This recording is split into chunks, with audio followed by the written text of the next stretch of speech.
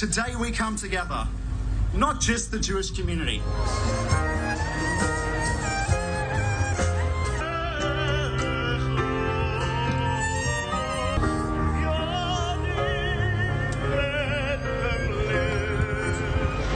And let's do everything.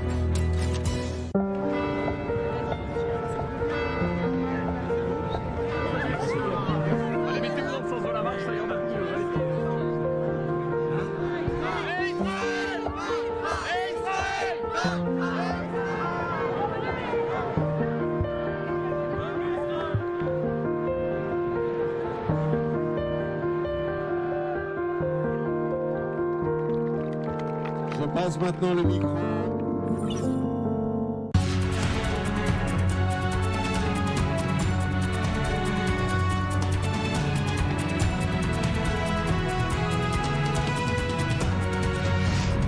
Welcome to this special broadcast on I-24 News. I'm Caleb Ben David. It's day 37 of Israel's war against Hamas in Gaza, a conflict that increasingly is also pitting the IDF against Hezbollah on the northern Lebanese front. At least 6 civilians wounded there, one critically, by a Hezbollah missile attack near the community of Dovev. And there were 7 soldiers lightly wounded by a mortar attack near the village of Menara. Now in Gaza, Israeli troops continue to press forward toward the key Hamas command center underneath Shifa Hospital, with the cost of 42 soldiers now having been killed in battle in Gaza. The IDF said it will help in the evacuation of babies from Shifa's neonatal ward. And appearing on CNN today, Prime Minister Benjamin Netanyahu spoke about Israel's efforts to get civilians out of that medical facility before launching a major assault on the Hamas bunkers placed there. Well, we've called to evacuate all the patients from that hospital, and in fact, 100 or so have already been evacuated. I've called for field hospitals. The French president has sent a floating hospital ship. I've asked the Emirates to send a field hospital. They have, and other countries have done the same. I expect the UN to build this. So there's no reason why we just can't take the patients out of there instead of letting Hamas use it as a command center for terrorism, for the rockets that they fire against Israel, for the terror tunnels that they use to kill Israeli civilians. Well, let's go to our correspondent, Mary McAuliffe, who is in northern Israel, there, the Lebanese border. Mary, really a real escalation there. Now they're saying some 18 people wounded during the course of the day. The northern front is certainly heating up significantly just in the past 24 hours. Absolutely, Caleb. A number of injuries throughout the day, to perhaps the most in one day here for many of these areas here. We're outside Ziv Medical Center, which did receive 18 of those injuries today. They said most of the injuries that they received were in light condition, but that they are still treating one who is in serious condition. That was from the attack on Mount Dovev earlier, where Hezbollah said that it had attacked a number of Israeli soldiers who were attempting to fix surveillance equipment in the area. That, of course, ending up not being true, and instead who was injured there was a number of electrical workers, primarily who were in a convoy of cars. Other civilians also injured, but one of those workers does remain in serious condition at the facility behind me. A number of casualties throughout the day. Also in Menara, a number of soldiers, at least 7, were injured from another anti-tank missile attack. 4 of those who were lightly wounded were also received here at this hospital, but again, their situation is relatively light, but definitely a significant escalation throughout the day. Also a number of rockets, 15 to be exact, fired from inside southern Lebanon towards northern Israeli communities here in this area, also further south to the outside of Haifa area. Most of those rockets were intercepted, or at least fell into open areas, so we don't have any reports of damage or injuries from them. So what we do know is the IDF is responding harshly, using a number of different airstrikes and artillery to try and target Hezbollah, both its infrastructure as well as personnel on the ground, who they say are behind some of these launches today. Important also to note, though, that was Hamas who took responsibility for the rockets that were fired towards northern Israel today, the Lebanese branch of Hamas. Right, but of course Hezbollah is the controlling force there in South Lebanon, and for both Hezbollah and Israel, Mary, tough choices how far to go in this, what we thought was a secondary conflict. There certainly is a secondary conflict to what's going on in Gaza, but increasingly is looking like the potential to really explode up there. Absolutely. Well, Hezbollah, for its part has always linked what's happening here to the operation in Gaza and to the IDF actions inside Gaza and everything that's been going on, saying that they're doing this in support of the Palestinian cause and in support of Hamas itself. But what we've seen over the past few weeks is them continuing to trade their fire, cross-border attacks, but it has been pretty limited attacks and a very formulaic response between anti-tank missiles or mortars coming in, targeting Israeli military areas, but also civilian areas, and the IDF responding with these precision strikes inside southern Lebanon. But we do know there's been a forceful Israeli response to everything happening today, and that it's said that some Israeli airstrikes have gone as far deep into Lebanese territory as 40 kilometers away from this border here. So definitely seems like things are escalating a bit with both sides ratcheting up their attacks, and IDF saying that it will continue to respond from any threat coming from any of its borders, whether it's down south, here in the north, or from Syria, anywhere in this region. All right, Mary McAuliffe outside Ziv Hospital there in northern Israel. Thank you for that. Our senior defense correspondent Jonathan Regev, the IDF, the Israeli government, has said all along they don't want a full second front open up along the Lebanese border while they're dealing with Hamas in Gaza. But increasingly, you have to wonder how much of a choice they're going to have if this keeps up, Jonathan. It depends, I mean, how far it can go. We're speaking of a high number of casualties, of Israeli casualties today, with those 6 people injured on the border. That is true. Having said that, it happened on the border. All along, these attacks were on the border. Hezbollah attacks Israeli posts or antennas on the border fence, and Israel strikes back very close to the border fence. Then we saw those rockets which were fired to the northern Haifa area. Will this lead to an Israeli all-out attack on Beirut? You can never know. I think the answer is no. On the other hand, we're hearing from Israeli officials saying that what has happened today is clearly an uptick in the level of violence seen from Hezbollah, and Israel needs to elevate its level of response. Having said all that, Israel wants to put all the focus on Gaza and not open a full-on second front. But that does not necessarily mean it will not happen. And at the end, as always, I have to say, at least for now, it's in the hands of Hassan Nasrallah, because Israel is still reacting and not being the first one to act, simply because it wants to keep all of the focus as much as possible on Gaza. Also in the hands of Tehran, which probably is weighing in to Hassan Nasrallah on how far to escalate this. That is also correct. And of course, they also have to take all these factors into consideration. Well, let's move now from the north down south. Of course, the fighting continues in the Gaza Strip.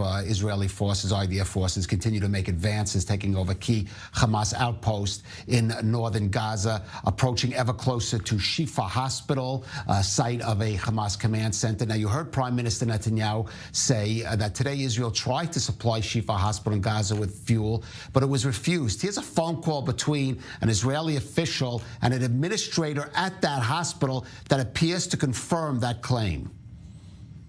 احنا سنحط الوقود هاي في مفرق المجلس التشريعي. هاي مفرق تاع الشوارع عمر المختار وشارع الناصر. مع النصر تمام. راح يحكي معك، راح يقول لك لما حطينا الجالونات هدول وهم موجودين، بعد ما نحط الجالونات القوات تبعتنا راح يبعدوا لورا عشان ما يكونوا القوات تبعتنا جنب المفرق. انت ابعت سيارة اسعاف تحضر الوقود. حتى اللحظة دي في مشكلة بس في شبه تطور قريبة. شو الصيرة؟ يعني ما بديش الكمية بنحاول نقنع فيه. Jonathan, that supply just by the IDF in the past couple of hours. Just interesting.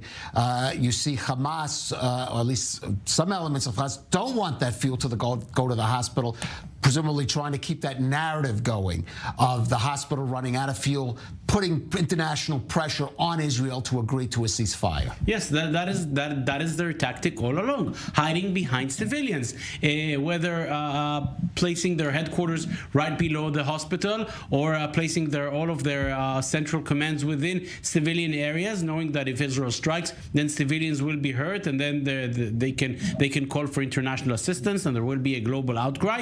And the same here. If Israel is offering 300 gallons of fuel, which can keep the hospital running for some time, who's saying no? Hamas. As far as they're concerned, everybody at the hospital can die because it will give Israel the bad image. how much do they care about their own civilians?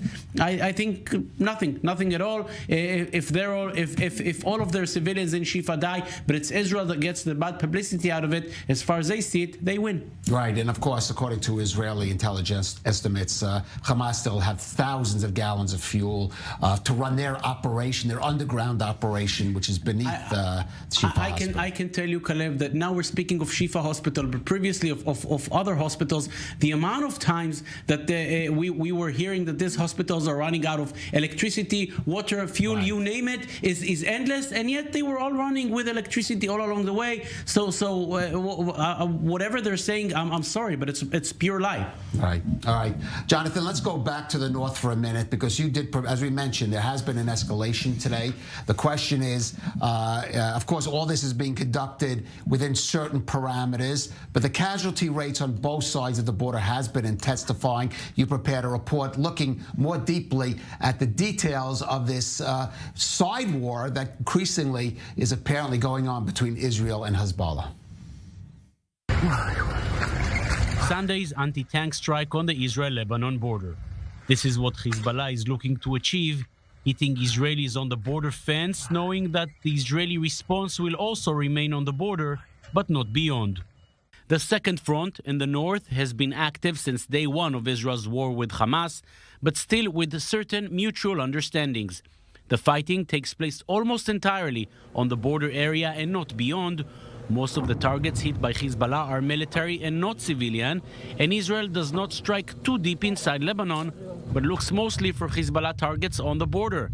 Will this continue to be the case as the campaign in Gaza continues and Hamas is eventually toppled? No one really knows. Hezbollah is dragging Lebanon into a war that may happen. What we are now doing in Gaza, we can also do in Beirut. And therefore, I hope that Hezbollah will act appropriately. And Hassan Nasrallah will not provoke us, because his aggression is unacceptable to us. At least on the ground, the Hezbollah leader is sending the message he's not impressed. In recent days, we have witnessed a new wave of threats from the Israeli leadership. They are concerned from what is happening on our front in terms of quantity, quality, and depth. Of course, we will continue in this position and this performance. Hezbollah had various chances to expand the war, but chose not to. That is why the cautious assumption in Israel is that the situation on the Lebanon border will not escalate into a full-on war. Is that good news? Not necessarily. We must not agree to keep the situation as it is. We have a national obligation to eradicate Hezbollah, as we're now doing with Hamas in the south. The state must act the same way here in the north. The streets are empty in the evacuated northern border communities. Will the residents return once the war is over, knowing that Hezbollah is just across the fence and the terrible images seen in the Gaza border could repeat themselves here? A very serious question which for the moment does not have an answer. Jonathan, this escalation in the north does raise another question. You have tens of thousands of Israelis, maybe even over 100,000 now, who have been made to evacuate from those communities in the north. Some of them are saying, we're not going to go back there unless this border is somehow made secure. And what is happening now, even though Israel's sort of like measured response is maybe keeping Hezbollah at bay somewhat, launching rockets, for example, at Haifa, it's certainly not going to reassure those residents to move back in those homes when, for example, things start to quiet down, perhaps in Gaza. Not at all. And we heard in the story, we heard Gabi Naaman, who's a veteran local council head in the town of Shlomi, which is just on the border fence itself, and he said it loud and clear. We have to do with Hezbollah in the north whatever we're doing with Hamas in the south, because if that doesn't happen, many of the residents will not return. I think no Israeli government can take responsibility for this, putting citizens once again in border communities with the Radwan forces, who are much stronger than the Nukhba forces of Hamas, just along the border fence. This is a reality that is unacceptable. That is why for many in Israel, the idea of a second front, of a full-on war with Hezbollah, as difficult as it may be, that may not necessarily be bad news, because this is a problem that has to go away one way or another. The army, at least for now, is saying we can deal with the north, but we do not want to go into a full-on escalation. But if Hezbollah takes it too far, then it has to happen. And let's remember another thing. There is a UN resolution 1701, which was drafted after the Second Lebanon War in 2006. That UN resolution, backed by all of the international players, calls for all Hezbollah people to be way up north beyond the Litani River. Where is the implementation of this? Who is implementing this? This resolution is on paper, but the paper is worth nothing.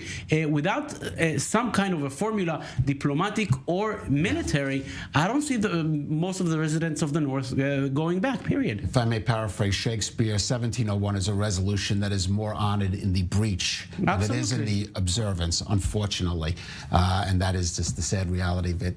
Well, let's go back down now to southern Israel. Our correspondent Zach Anders in the town of Sderot there.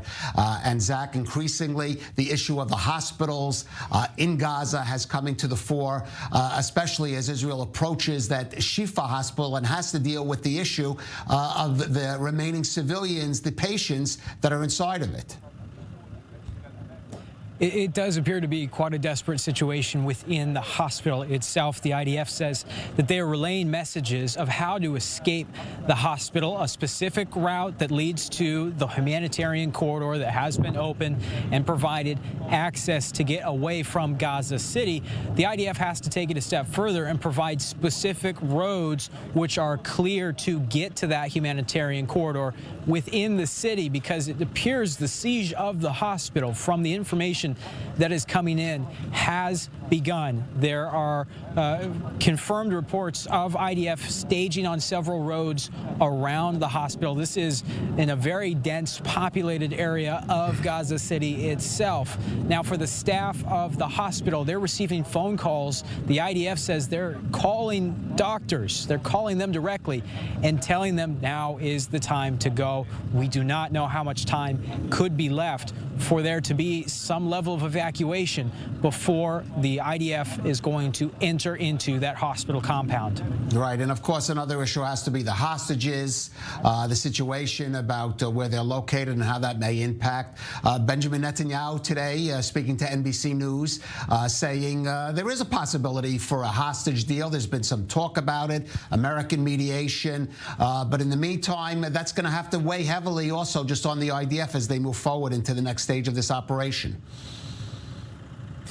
Right. If Palestinian media is pushing out right now information saying that this is off, that the hostage negotiations that were taking place in the last 24 hours are off, dependent on what's happening on the hospital. They say stop the heat siege on the hospital and those talks can resume. But we've seen this goalpost moved several times before already, as Hamas has said potentially we could release XYZ. That hasn't happened, and now the goal apparently of Hamas is the hospital. Al-Shifa, again, saying there could have been as many as 80, one report was pushing out, as many as 80 of those hostages could have been released, women and children first. This was coming from Biden administration officials through American media, but that appears to have fallen apart. Right, all right. And of course, rockets continue to fall or be launched there, though we have to say it at a decreased rate. I don't want to be overly optimistic. It does seem as if the rocket launching capability, or maybe just from the locations to where to launch them from Hamas, has definitely been hindered by the IDF operations on the ground in the Gaza Strip. And the IDF has made clear that they can't confirm exactly all of the rocket launches in the last 24 hours, but they did say that it's indicative of where these rocket launches are coming from, that it does appear, again, they can't confirm, but it does appear that these launches came from the southern Gaza Strip. So the IDF has been obviously pounding the northern Gaza Strip in this area where they've told people to evacuate, and trying to specifically target these launch sites that can reach all across Israel these southern launch strikes may still be operative, and this may still be where these launches are coming from. But you're right, it has been a precipitous drop, at least in comparison to the first few weeks of this war. Right. In fact, I would venture to say, and I haven't counted it, there may have been more alarms in the north of Israel along the Lebanese border than there have been even in the south today. Zach Anders, though, there in Sderot, continue to take care. Thank you for that. And that is a question. Over 10,000 rockets fired by Hamas. The question is, how deep is their arsenal, and how limited now are their capabilities to launch them, just in terms of, for example, the specific locations in which they could, for example, threaten the center of the country as well as the south? First, if we speak of numbers, the assumption, no one really knows for sure. The assumption spoke about the fact that Hamas and the Islamic Jihad and the Gaza factions have roughly 15,000 rockets. So rockets are still there. The vast majority of them, of those remaining, are short range. Exactly to the point that Zach was mentioning, the city of Ashkelon was a city that took the most rockets so far, 1,000 of them. None of them coming in the last week. There was no siren in Ashkelon for over a week. And again, this is the city that took the largest number in the first 5 weeks or 4 weeks of this war. Why so? Because the rockets to Ashkelon, which is just to the north of the Gaza Strip, come from the northern part of Gaza, the town of Betlaya, for example, which is just on the northern part of the Gaza Strip. This is exactly where the IDF is now present. And I'm not going to say completely preventing, but almost completely preventing Hamas from firing rockets. That is why, if first we're still seeing red alert sirens sounding, mostly in the communities bordering the southern part of the Gaza Strip, less, for example, Ashkelon, less Sderot, although it does happen. We're seeing more rockets fired towards the southern area of the Gaza border, communities such as Be'eri, which is a name that was mentioned a lot, Cholit, Kerem Shalom, and so on, and also the city of Beersheba, which is parallel to the southern part of the Gaza Strip.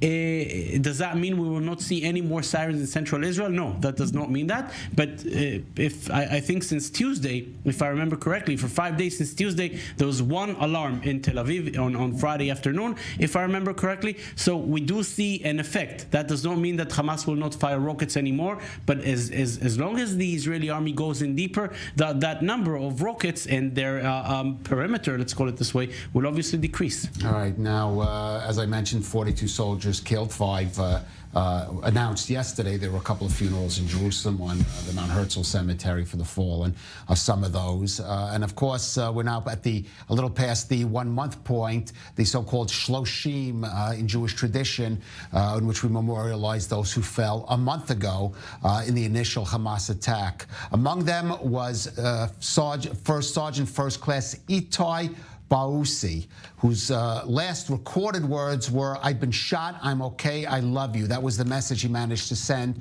to his girlfriend Carmel after he was fatally wounded at the Nova Music Festival massacre on October 7th. Now, the 22-year-old Baussi served in the Duvdevan Commando unit, and witnesses said he tried to fight off the Hamas terrorists there with his bare hands to protect other festival attendees. Now, on the occasion of his Shloshim, our senior U.S. correspondent Mike Wagenheim spoke with his mother, Juliana. She's an American-Israeli immigrant to Israel living on Kibbutz Futzot Yavne. They discussed her son's legacy. My life is a nightmare. Surreal is not the right word, but I guess that would also be a word. Our lives are shattered. My kid was murdered. And we're still in shock. And I pray that eventually we can heal. Of course, not completely, because I just buried my baby boy. But hopefully there can be healing, and we will be able to experience joy in the future. That's what I'm going through. Itai is my second born. You know, every mother will say that her kid is a gem, but he really was a gem.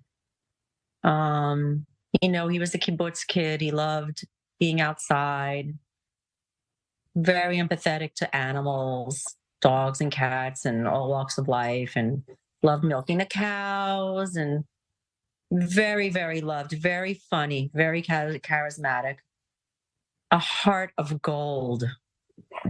Really one of those people that just, touches everybody's lives. The mothers of his friends came up to me and said, Julie, I've been in touch with him for years. I was trying to get him to, help me get my kid on the right track. And I was in touch with him, and things that I had no idea that he was doing. He was very, very modest. He did a year of volunteer work in between high school and the army in the Roy Ivry, which is at-risk youth. And they came, and I knew he had an amazing year there. But they came during the Shiva and they said, you're a kid, thanks to me, I'm in the army. Thanks to me, I'm in a mechina. And he stayed in touch with us. I had no idea, He never said, I'm staying in touch. I've kept in touch with these kids.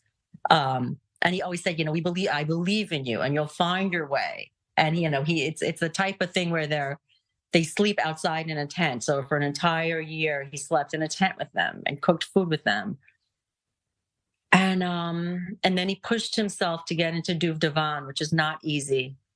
And he became a kashar in Duvdevan, and also just during the Shiva, because he was so modest and so, not looking to be in the limelight. People, they came out to me from Duvdevan and said, listen, your kid was risking his life day in, day out, going in, arresting terrorists. About 2 months ago, he told me a story, Tiny. He barely told me anything. And he said, I had to go and arrest a father and a son. And a little girl was left in the house, and I took her by the hand and I took her to her neighbor's house. So when they start, on the news comparing our soldiers and accusing our soldiers of the same rape and war crimes that they just committed against Jews in our country, it's unfathomable that people would believe that. He was a very professional soldier, and he was professional in everything he did. He really demanded excellence of himself. And he was a sweetheart. He was a sweetheart. He loved his family. He loved his girlfriend. After he was shot, as he lay dying, he left a message on his girlfriend's phone. I've been shot twice. I'm okay. I love you. He was a mensch. He was a real mensch, and he had his whole life in front of him. Sergeant First Class Itai Bosi, may his memory be a blessing. We are going out for a quick break. We do expect the IDF spokesman, Rear Admiral Daniel Hagari, to give his nightly briefing. We will bring you that as soon as it begins. Stay with us. We are going out for a brief break, just a few minutes. We'll be back with more of our special coverage of Israel's war against Hamas, Day 37. Stay with us. We'll be right back.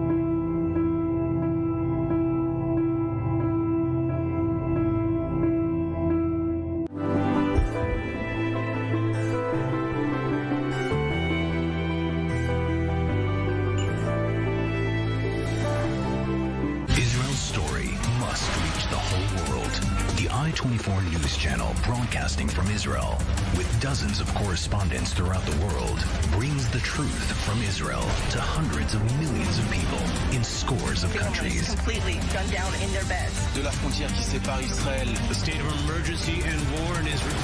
Bringing Israel's story to the world. I-24 News Channels. Now on Hot.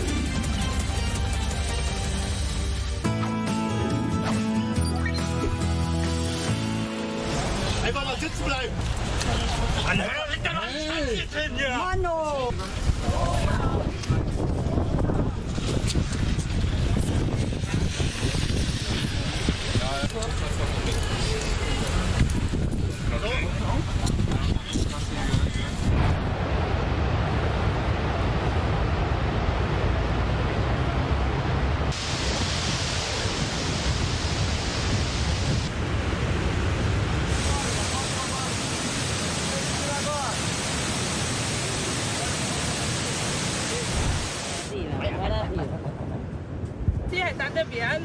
Enderécela para allá, pero ella tiene que...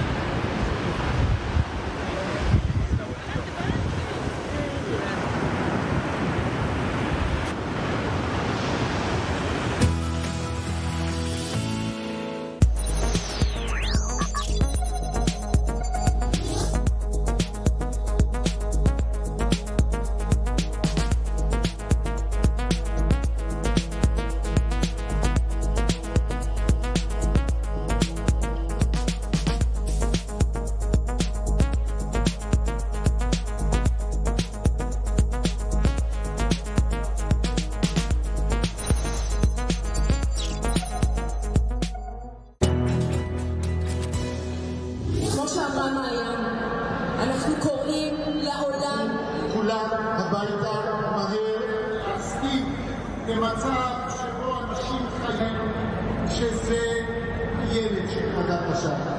החזרת שבויים היא חלק מהותי של מדינת ישראל. מי אמר? מה הגובה המוסרי שלנו?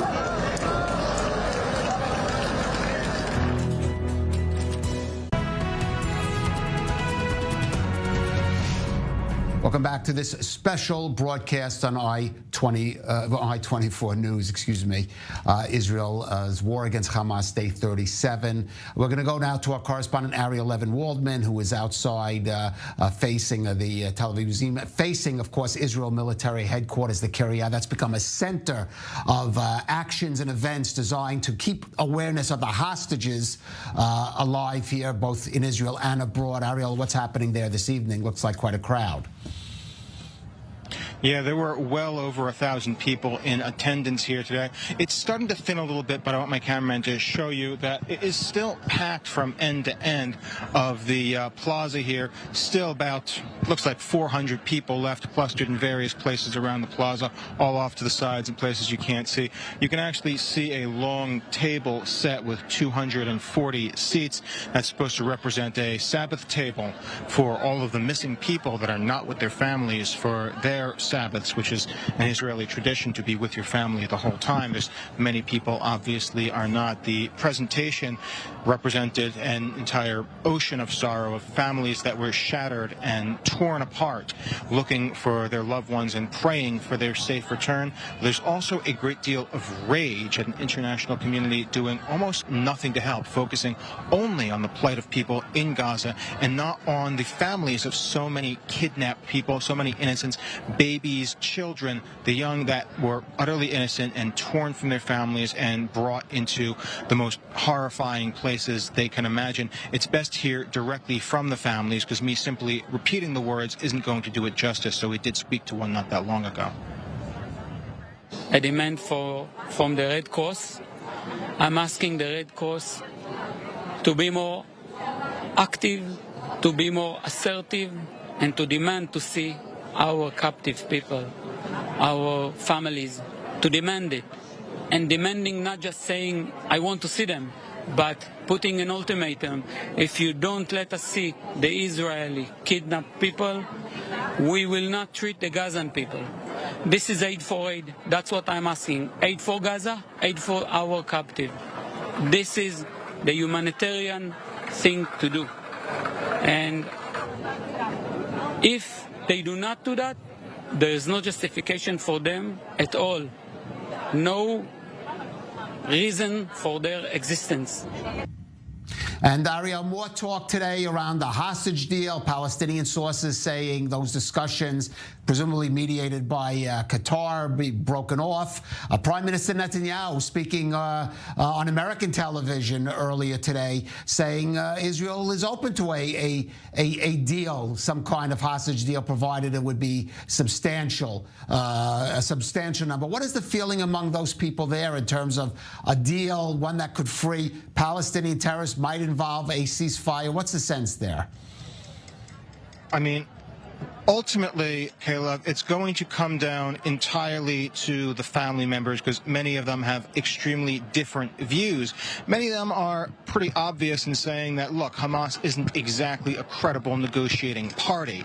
They are monstrous sadists. They are not going to negotiate in good faith, and they're only trying to buy time to preserve their existence as the Israeli military closes in.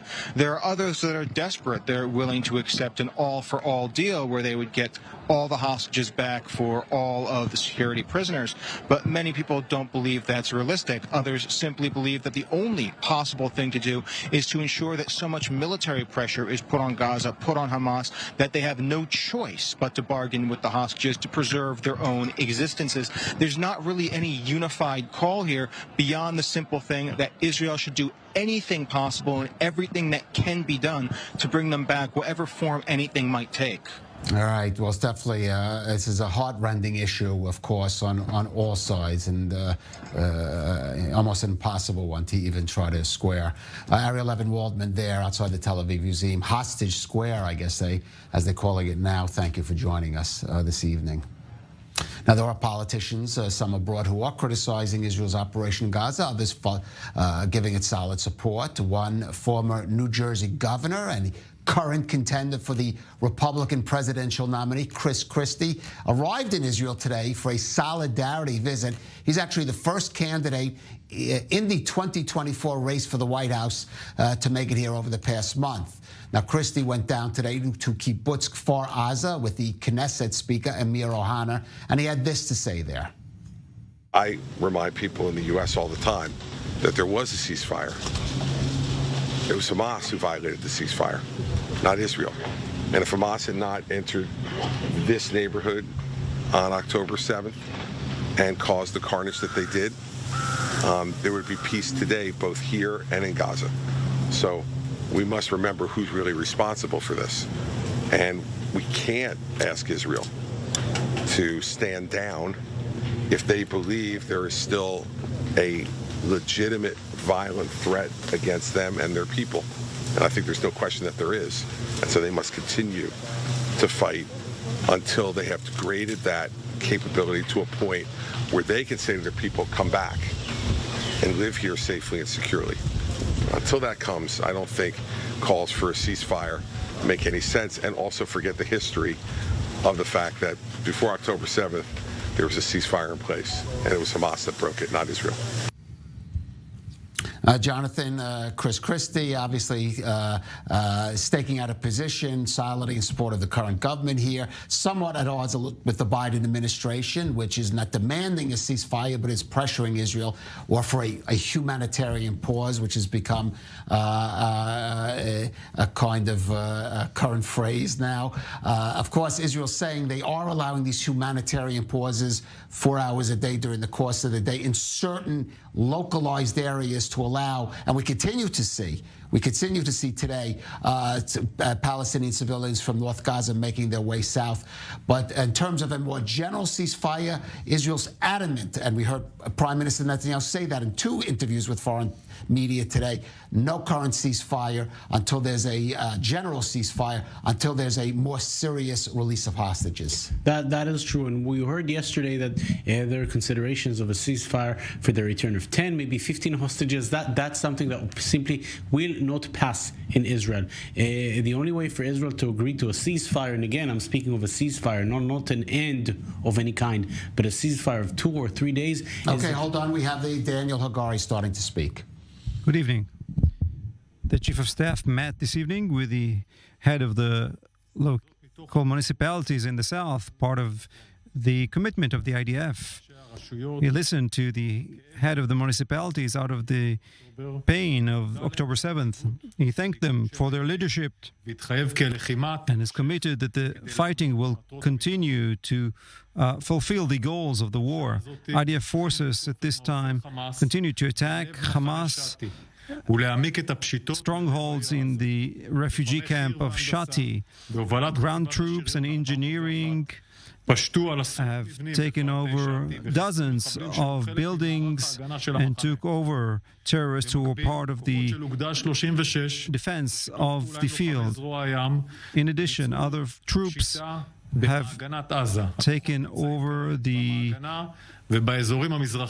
seaports of Gaza, and this is how they surround completely, both with the ground troops and the Navy troops. They locate long-range projectiles, shafts of tunnels, and destroy them. They operate on the ground together with the Shin Bet and 504 unit. They arrest Hamas terrorists who are moved to interrogation. We have so far arrested 20 terrorists for investigation in Israel. Among them, also some of those who took part in the massacre. The fighting brings about all the abilities of the IDF, including an entire brigade of reservists that operates with coordination of ground and air, including airstrikes of dozens of targets at the same time. We're also looking for the leadership of the Hamas with the IDF, the Air Force, the intelligence, and the Shin Bet. We will reach all of them. We also opened corridors from the hospitals in the north of the Gaza Strip to the south. We're speaking to the managers and allowing them assistance in order to transfer patients safely. They continue to follow the guidelines and moving south, although Hamas does everything possible to make them stay. We offered the Shifa Hospital fuel. Last night we prepared 300 liters of fuel. We spoke to the hospital and are still waiting for the hospital to collect the fuel. The leadership of Hamas through their Ministry of Health is preventing the hospital to receive the fuel.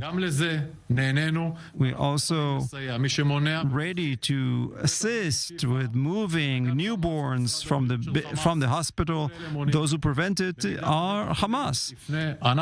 Should the hospital ask us, we will assist with both with the fuel and with the newborns to another hospital. Our communication will continue with the Shifa Hospital.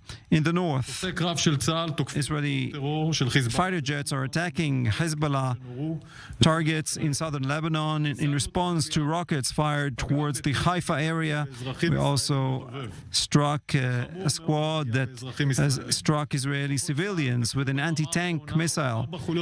We've also struck 4 similar squads in the past day. The IDF is focused on Gaza, but we are also on high readiness in the north. Hezbollah and the Lebanese government are responsible for any fire coming out of Lebanon. They will pay the price for these attacks. The IDF has working plans to change the defense situation in the north. It will not remain in a sense that the residents of the north will not feel safe to return to their homes.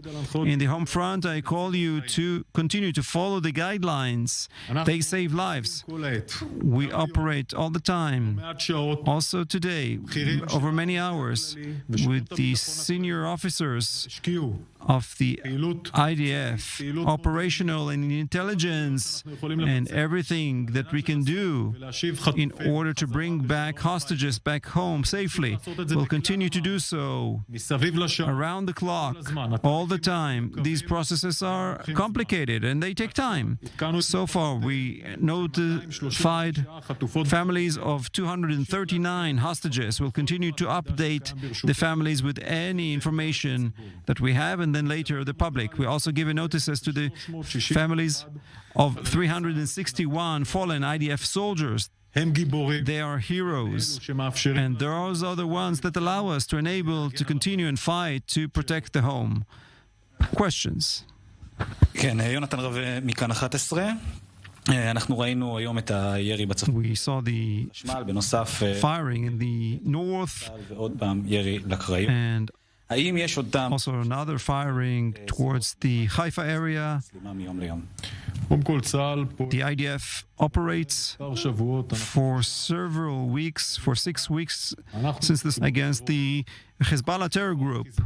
In every strike, Hezbollah pays the price, and it knows exactly what price it's paying. Back to Lebanon, and it will continue to pay a heavier price.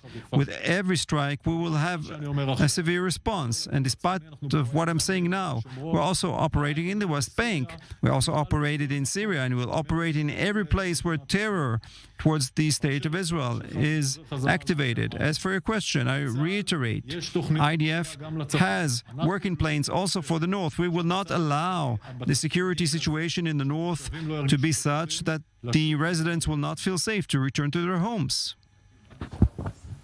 תת-אלוף הגרי, שגיא מחדשות 14, שתי שאלות ברשותך. לגבי הצפון, עד כמה צה"ל איפוק מול לבנון, אל מול ההסלמה שהגיעה היום whether the IDF לעלות את רף התגובה. should raise its response. כמו שאמרת, הוכנסו הלילה דלקים. As you said, fuel has been אז מה השתנה כעת? entered into the Gaza Strip. I want to reiterate, no fuel entered the Gaza Strip. No fuel entered the Gaza Strip and will not enter the Gaza Strip unless we receive other instructions. What happened was that we communicate with the Shifa hospital and we prepared fuel, 300 liters for the generators for the hospital. We supervise the hospital and we know the situation there. That's why we are in direct communication with this hospital. It has not been collected yet. It is 300 meters from the hospital and we're ready for it to be collected by the hospital or by the Red Cross. Hamas will not touch this fuel. I repeat. This with regards to the fuel. As for the north, we respond severely against every attack of Hezbollah against our civilians and soldiers. Every attack in the north is responded with a severe response. And Lebanon, who is a sovereign country, is taking a serious risk with these reactions. IDF operates according to the international law, and those who commit war crimes, the Hezbollah group commits crimes against the state of Israel, will continue to operate severely. We will leave the northern border in a way in which the residents feel safe. Thank you. That was Rear Admiral Daniel Hagari on a number of issues, including the situation in the north of Israel in particular today. Joining us now in studio is the former Israeli Justice Minister, Ayelet Shaked. Ayelet, thank you for joining us. Good evening. Well, a lot happening today. Let's start with the north, because that is a major issue. Obviously, the IDF is going to do what it has to in terms of security, responding to Hezbollah. But what could the government do to just even make the residents of the north, those people who had to evacuate, and afterwards, after this conflict, to tell them what's it going to have to do to make those residents there feel secure to go back to their homes, some of them right there on the border with Lebanon? So the government should ensure that we enforce the UN decision 1701. It means that the Hezbollah will not stay in South Lebanon. You know, the people from the north that are, you know, the villages are on the border, and they can't live next to the Hezbollah. The Hezbollah, according to the UN decision, should not be in South Lebanon. And the responsibility of the government is to enforce this decision, either with the help of the international security or by ourselves. By an operation? I mean, the one thing whatever it takes, you know, it can be an operation, it could be a diplomatic path, it can be from the air, it can be from the ground. Whatever it takes in order to verify that the Hezbollah will not stay in South Lebanon, because if they are, the Black Saturday, the massacre that we saw from the Hamas, it can happen also from the Hezbollah. Now let's turn to the battle against Hamas in the Gaza Strip. It's reaching a critical stage. The IDF seems to be zeroing in on Shifa Hospital. But among that, coming with that is more international pressure, both from, of course, protests in the streets, what we saw in the streets of London the other day, and, of course, even from some governments now, the comments from President Macron, which he kind of backtracked, pressure from the United States for a ceasefire. Is this government, in your view, going to be able to withstand it? And what should it be telling the world to make its case better?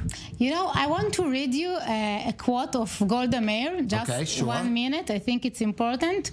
And maybe you will understand better, not you, but of course, everyone. It's Golda Meir, okay? Sure. If we have to choose between being dead and pitted and being alive with a bad image, we'd rather be alive and have the bad image. So yes, there is international pressure, but you know, Biden, Macron, everyone, they saw the picture, they saw in their eyes the videos from the massacre. Hamas launched a barbaric genocidal attack on Israel. They raped our women. By the way, they murdered them while raping them. They slaughtered our babies. And they need to understand that it is either us or them. So we are going till the end this time. We are going to eliminate them. We don't have any other choice.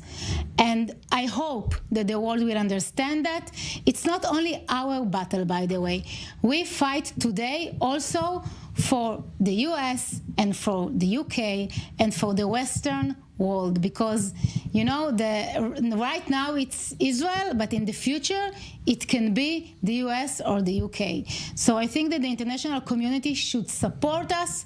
The international community should be unified and demand the release of our hostages. We have their babies, small little girls, children, young girls, elderly, and they all need to help us to release our hostages. Right. Well, speaking of hostages, let me ask you, you've been parts of governments, you've been a member of governments, ministers that had to make some difficult decisions regarding hostages. I'm not going to renegotiate those hostage deals, but Prime Minister Netanyahu, for example, this morning speaking to American television, did say Israel is open to a hostage exchange under a certain kind of conditions. What's your view on that? We have obligation to bring them home, definitely. And I know that there is now a negotiation. We said loud and clear we are not going to agree to a ceasefire unless our hostages will be back at home. So, you know, there is now negotiation, and I think that all the people in Israel now unified in order to bring them back. But are there certain red lines should be set in terms of the number of hostages, the fact that they have to be Israeli? Let's give them the time to negotiate and to bring them home. You know, when the Shalit deal was made, back then I was against it because I thought the price is too high, and now we all understand that. We released then Yahya Sinwar, and we saw what happened. But now we have 200, almost 240 hostages there. We need to do anything we can in order to bring them back and bring them back safe. All right. Now, Israeli officials initially a month ago said, we're not going to talk about the day after. We have to win the battle. But now there is starting to, as Israel has progressed, there is starting to be talk about the day after. There are those who believe, for example, the Palestinian Authority will have to be brought in at least to run the civil side. Prime Minister Netanyahu, Israel saying that Israel should maintain on security control. There are those who even in the current government advocating a return of the Gush Katif settlement block. What's your view on the day after? We are not going to discuss it, but of course there are red lines. The security should be, as the Prime Minister said, Israel should control the security in Gaza. Like we are doing in Judea and Samaria, we should do now the same in Gaza. We don't have any other choice. The PLO support also terrorists. They pay for slay, you know, they pay for the terrorists in jail. Their education system is against Israel. It is also anti-Semitic system, and they can't control Gaza. as long as they are promoting anti-Semitism and pay for terrorists. So you ask me, of course we want that the international community, the moderate Arab countries will take control at least for a while, but let's wait and see. Currently, we need to eliminate Hamas. By the way, we liberate also the Palestinians from Hamas regime. The Hamas use the Palestinians in Gaza as a human shield. We saw that they murder also Palestinians that try to move from the north to the south. So it's the fight that we are doing for Israel, but also to release the Palestinians from this terror regime. And what about those voices in the government talking about a return of the settlement block in Gush Katif? First, we need to win. So you don't rule it out? I'm not talking about the future. I think first we need to win the war, to eliminate Hamas, and to bring peace back to the area. All right. There are sirens going off now along the Gaza Strip in Netiv HaSorah, just north of the Gaza Strip. I don't want to get into politics, and you probably will not give me an answer on that.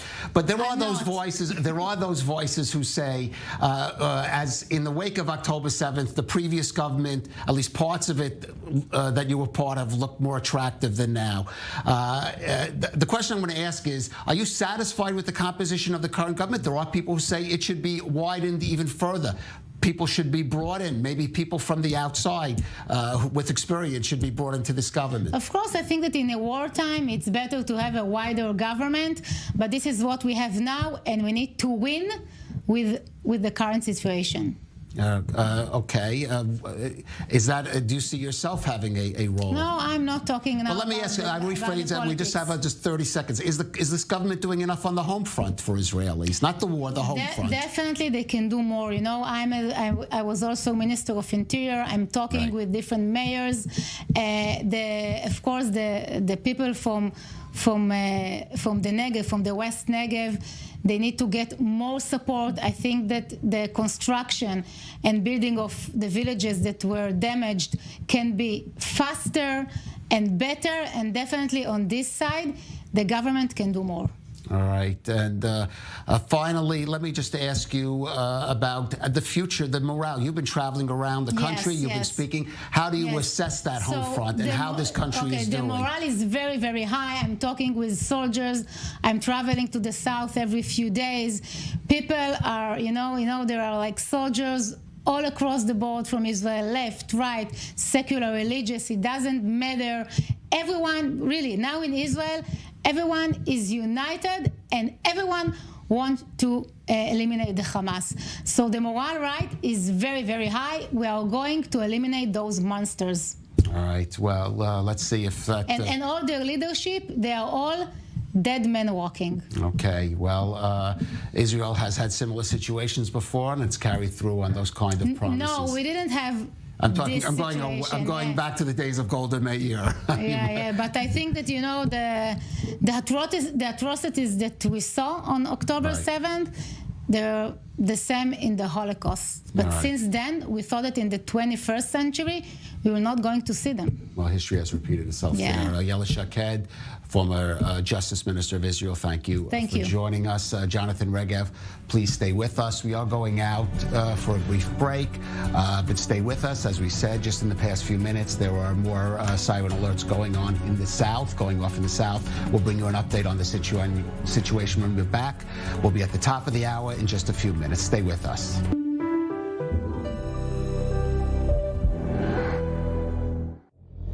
Israel is at war. Make an investment in Israel bonds. It is the most powerful and direct way to stand with Israel. Visit israelbonds.com and invest now. Made for Me, a unique concept in Israel. Custom-made men's fashion to your measurements. Made for Me, designer of all your events. Schedule your appointment at www.madeforme.co.il.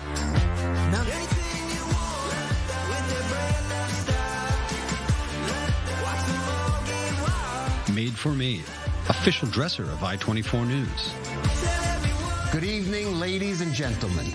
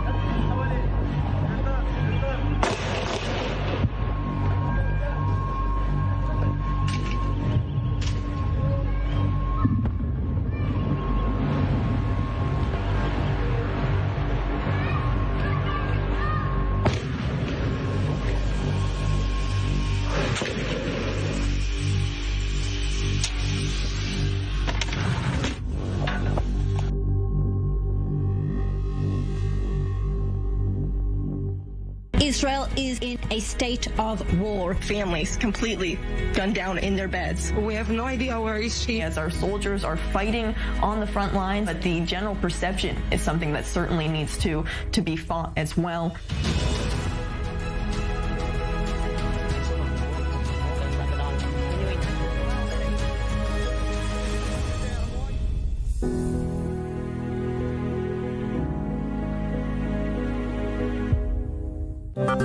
Esta semana en News 24, Israel bajo ataque. News 24 en español trae el análisis y la información de los acontecimientos de la guerra, Espadas de Hierro. Entrevistas exclusivas, reportes desde la zona de guerra, la reacción de los países hispanoparlantes. News 24, el único medio en español que te mantiene informado y conectado con la comunidad latina en Israel. News 24, únicamente en i24 News.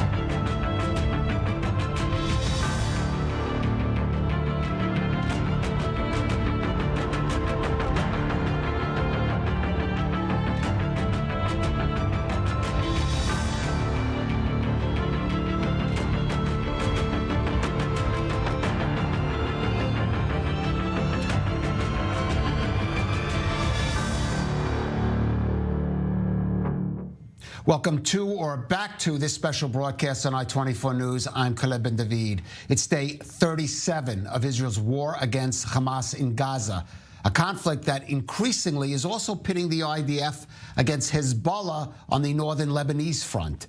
At least 6 civilians wounded, one critically by a Hezbollah missile attack near the community of Dovev, and 7 soldiers lightly wounded by a mortar attack by Manara. Now in Gaza, Israeli troops continue to press forward toward the key Hamas command center underneath Shifa Hospital, at the cost of 42 soldiers having been killed in battle there. Now, appearing on CNN today, Prime Minister Netanyahu spoke about possible security options for Gaza. But let's go first. Let's go to the Northern Front and our correspondent, Mary McAuliffe, who is at Ziv Hospital. Mary, what is the situation there? Several wounded being brought today to Ziv. That's right, Kalev. The Ziv Medical Center actually received 18 of those injured today. The vast majority of those were civilians and also those who came in with light injured, but it also did receive a number of soldiers who were injured in the anti-tank missile attack on Manara earlier today. But the most serious case that they're currently dealing with inside the trauma center is a man who was critically injured today in that anti-tank strike in Mount Doveb. They continue to treat a number of different people, mostly from shrapnel and head injuries caused from the blast of that anti-tank missile attack that reverberated out out and hit a number, but also the serious case they continue to treat. It also comes as there are a number of rockets fired at northern Israel from inside southern Lebanon. Most of them were intercepted or either fell into open areas, so we don't have any reports on injuries. But here at Ziv Medical Center, this is an area that has been actively preparing for weeks to take in injuries from the hostilities here on the border, and they have really been preparing around the clock. They have moved different wards to put them underground and put them more in safe way in areas that are more of a shelter area. So certainly this hospital is now beginning to be on war footing, and today was certainly the day they've received the most injuries so far over the 3 weeks of tensions we've seen between Hezbollah and Israel. Yeah, definitely an escalation. Let's go to I'm going to jump to the south, and our correspondent Zach Anderson, Stale Road. Zach, some sirens going off. I don't know exactly where you are, but on that Gaza border area just in the last 15 minutes. Yeah, Kalev, I'm going to step out of the shot, actually. We, of course, as soon as I do so, we've lost it. But there have been quite a bit of flares and strikes in the Bet Hanun area. They've been coming in at about 2-minute intervals. And it's now, of course, completely dark when about 30 seconds ago it was quite active. They've been firing from a position not far from us in towards Bet Hanun, and this is an area that's actually closer to the fence than the center of Bet Hanun itself. It's been very active in the last, I'd say, about 15 minutes. Right, and of course a lot of activity there today in the areas of Gaza City as the IDF troops move into closer to Shifa Hospital, which is of course the site of also the key Hamas command center. And as we've heard, difficulties, challenges for Israel dealing with that situation in Shifa before it prepares for what is potentially a major military operation there. Right, and it's been, I'll give you a chance to take a look again once it appears these flares struck. Earlier, they were lit by flares, and then they were followed, and there's the thump of the strike itself. Back to that point of Al-Shifa. Now, the hospital itself, we don't have a clear picture of its staffing levels or how many people have remained inside the hospital, but it has been apparently clear that there are still quite a few critically injured critically injured and infants on NICUs, in the NICU, on intubators that supply a constant feed of oxygen and need to do so, or the fate of those babies is in dire positions. Now, the IDF has made clear that they're communicating with doctors inside the hospital and that they are telling them they will provide an access point out to get those babies to other hospitals. But it has not been clear if that's going to be possible. I'll give you a chance here. We're seeing those flares now. Yeah, we're seeing those flares now. Yeah, this is Bet Hanun, and I don't know if you can hear as well the strikes, the thumps category coming in about. There's another one. Yeah, I see. They're spaced out. In my experience in the last several days here, they've been quite repetitive. These ones are spaced out and a bit more methodical, it sounds like, than the strikes before. Mm-hmm. All right, Zach Anders down there in Stero, right by the Gaza border. We're looking, of course, at Gaza. Obviously, IDF activity continues into this evening. There, Zach Anders, thank you for that. Well, let's move from the battle on the ground to the battle of international diplomacy, another key aspect of this conflict. Now, the French President Emmanuel Macron called his Israeli counterpart Isaac Herzog earlier today to clarify and partially walk back comments that he made in an interview with the BBC on Friday. Those comments implying that Israel is targeting civilians sparked concern and anger in Israel. As our senior diplomatic correspondent Owen Alterman explains, they were also seen as a signal of rising international pressure on Israel. De facto, today, civilians are bombed. De facto. These babies, these ladies, these old people are bombed and killed. So there is no reason for that and no legitimacy. Just 3 weeks ago, French President Emmanuel Macron landed in Israel with a message of warm solidarity. But for him, times have changed. His passage seen as a marker of a wider ramping up of international pressure on Israel. Look, in the very first days, it's clear that the emotion, the compassion, created a situation where everybody was just close to Israel. But I think there is no justification precisely to attack civilians. Macron's stark language is seen as a milestone, a European power coming out for a full ceasefire and attacking Israel's position on the war, raising fears among Israelis that the war may end with Hamas still in power in parts of the Gaza Strip. The war against Hamas-ISIS is progressing in full force and has one goal: to win. There is no substitute for winning. We will eliminate Hamas and we will return our abductees. Protests have grown, as here in London on Saturday. And the prevailing view in Israel is that the sand is flowing through the diplomatic hourglass, while Israeli Prime Minister Benjamin Netanyahu digs in his heels, setting up the clash that many say is to come. And still in studio with us, our defense correspondent Jonathan Regev, and joining us is Ambassador Daniel Sheck, the former Israeli ambassador to France, now political commentator. And, well, let me ask you, Danny, Emmanuel Macron, was it in some ways, a misspoke, slip of the tongue? He had to clarify? Or was he actually sort of sending out a warning shot to Israel, fully conscious of the impact his statement was going to have? I actually don't think so, because I'm not sure he would have gone to so much trouble to explain himself afterwards. Let me put it this way. It wouldn't be the first time that his words get ahead of his thoughts, and he uses language. He's a very verbal person. Right. But often he uses... Something of a French characteristic, if I don't mind. Possibly, but he does it with a lot of talent. Okay. Sometimes he just uses words that are stronger than what he meant, and I think that is what happened. Having said that, he is the person, in France they call him Mr. En même temps. En même temps means at the same time. Many times he explains something and then he says, at the same time you have to think at this. So he's the man of the balance. He tries to have to make everyone happy. He started off the war with a very, not just him, his entire government, with a lopsided position in favor of Israel. There's no other way to explain it.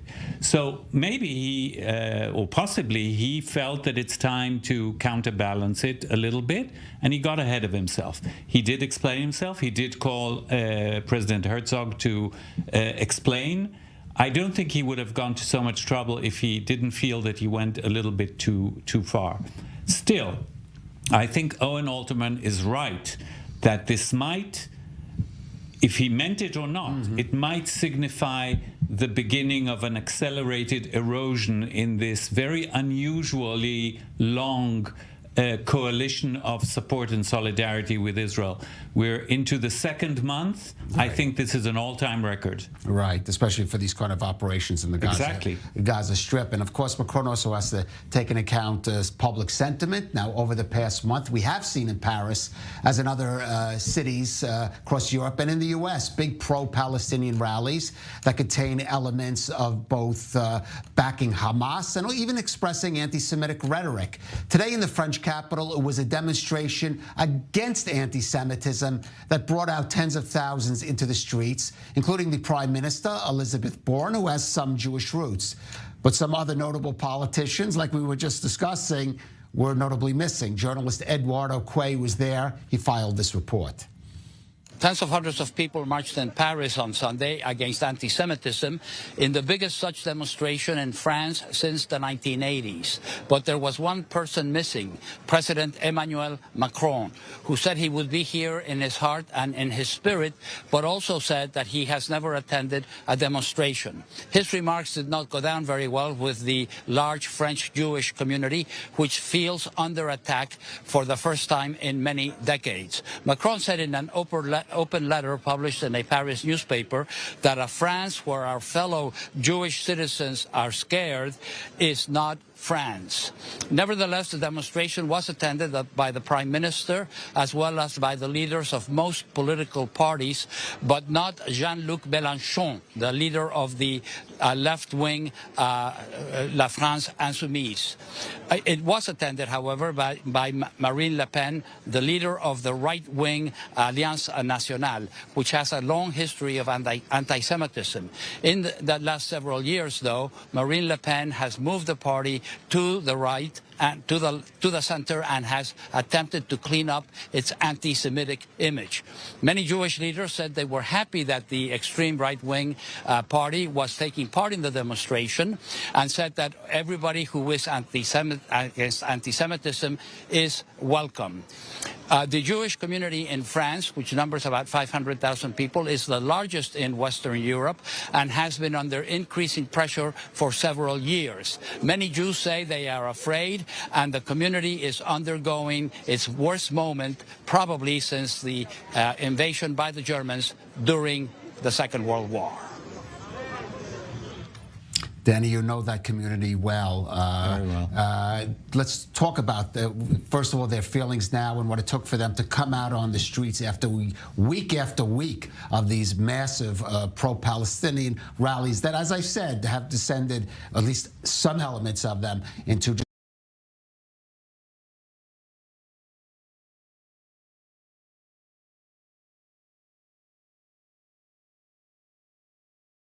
outright support for Hamas and even anti-Semitic rhetoric. Well, there hasn't been just rhetoric. There have been a record-breaking number of anti-Semitic incidents in the last few weeks during the Gaza war, which is not unusual. I mean, every time that things flare up in this region, things flare up in certain parts of Paris and France in general. I think there was, I know, there was a wave of, how should I put this, not joy, but a satisfaction and enthusiasm to finally go on the street for a fight against anti-Semitism, and not just as a Jewish rally, but as something that came from the heart of the French political leadership.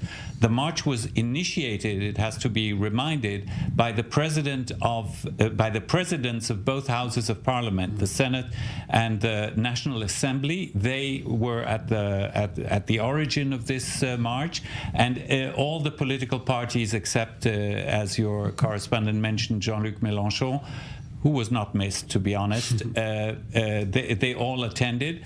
So there was a feeling that there is, not for the first time, it has to be said, sort of a national upsurge against this wave of anti-Semitism. A reaction to it. A reaction to it, Right. yes. Well, that is good to see there on the streets of Paris, certainly at least for one day.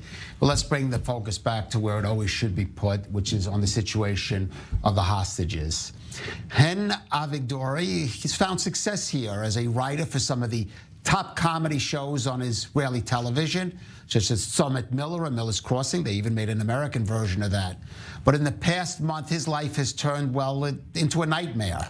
His wife, Sharon, 12-year-old daughter, Noam, as well as other family members are believed to have been taken prisoner by Hamas terrorists when they brutally attacked Kibbutz Be'eri on October 7th. They're now believed to be among the 239 confirmed hostages held in Gaza. Joining us now is Hen Avigdori, speaking to us from the town of Hod Sharon here in Israel. Hen, I know this is difficult, but if you could just take us back to that morning on October 7th, how it unfolded for you. Well, first of all, I need to say that my daughter Noam and my wife Sharon went to visit Sharon's brother Avshar in Kibbutz Be'eri, which things that we are used to do as a family very, very often, because Kibbutz Be'eri is very pastoralic, very green, very nice place to have a nice weekend vacation. This time, my boy Omer, who is 16, and myself didn't enjoy them because we just don't feel like it. They went on Friday morning, and I got up in Saturday. And my mom woke me up. I didn't wake up from the alarms. It was chaotic. It was taken us approximately 48 hours to acknowledge that they won't return home soon. Unfortunately, they've been given a status of a missing person, which was on air for like 2 weeks. Which this is the real nightmare, because you don't know if they're hostages or dead. You are depending between in the circle of despair and hope. And after 2 weeks, we got the message from the army that they were kidnapped. And since then, we have no new information about them. We don't know where they are. We don't know if they are together. We hope they are together. This is the time also to mention that they were kidnapped along with 5 other family members, among them 2 other children in the ages of 8 and 3.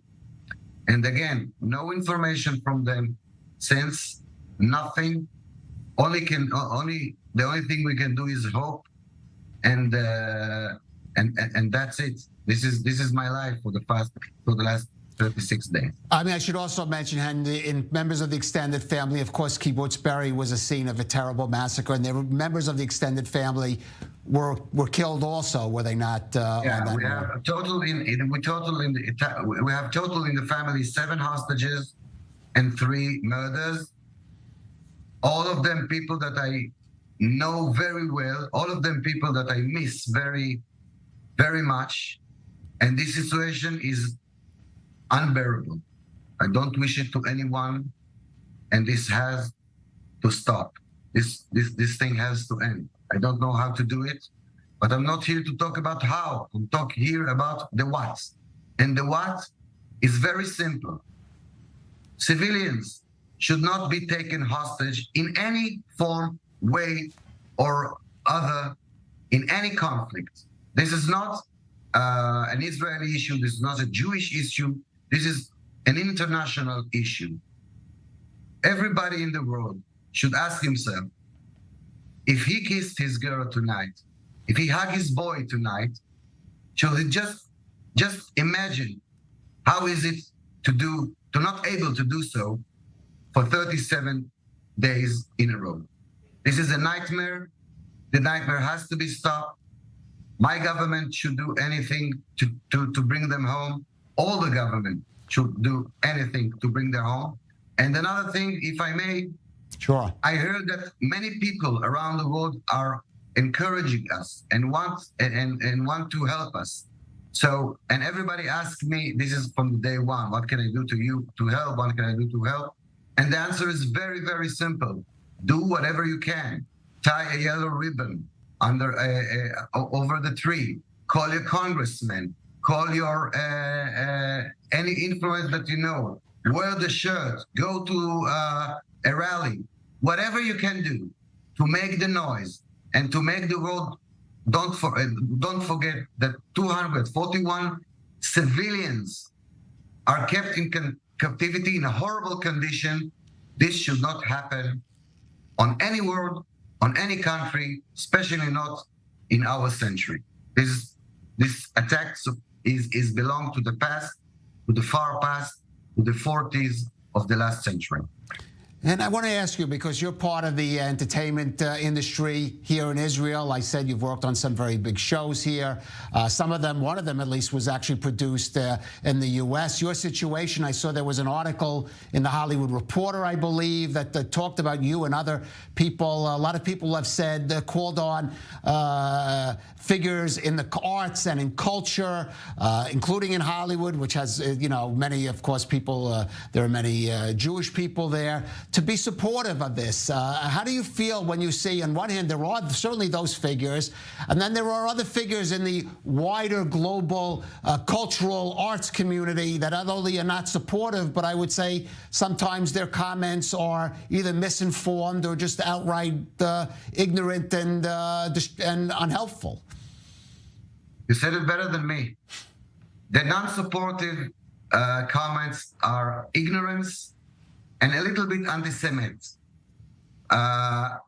They don't understand the conflict. There is a trend now, a liberal left trend, to sympathize with what seems to be the weak. When people say free Palestine, they think that they're talking about something like free Tibet, which is other condition at all. They should know that this was the most horrific attack on the Jewish people since the Nazis. And they should know that the Hamas territories use Nazis propaganda, use Nazis method and MO. There were some people on amphetamines, just like the Nazis. They're killing babies with knives and rifles, just like the Nazis. There are the Nazis. There is no. It's not a comparison for the sake of the argument. There are many parallel lines between the Nazi regime, the Nazis act, and the Hamas thought and ideology.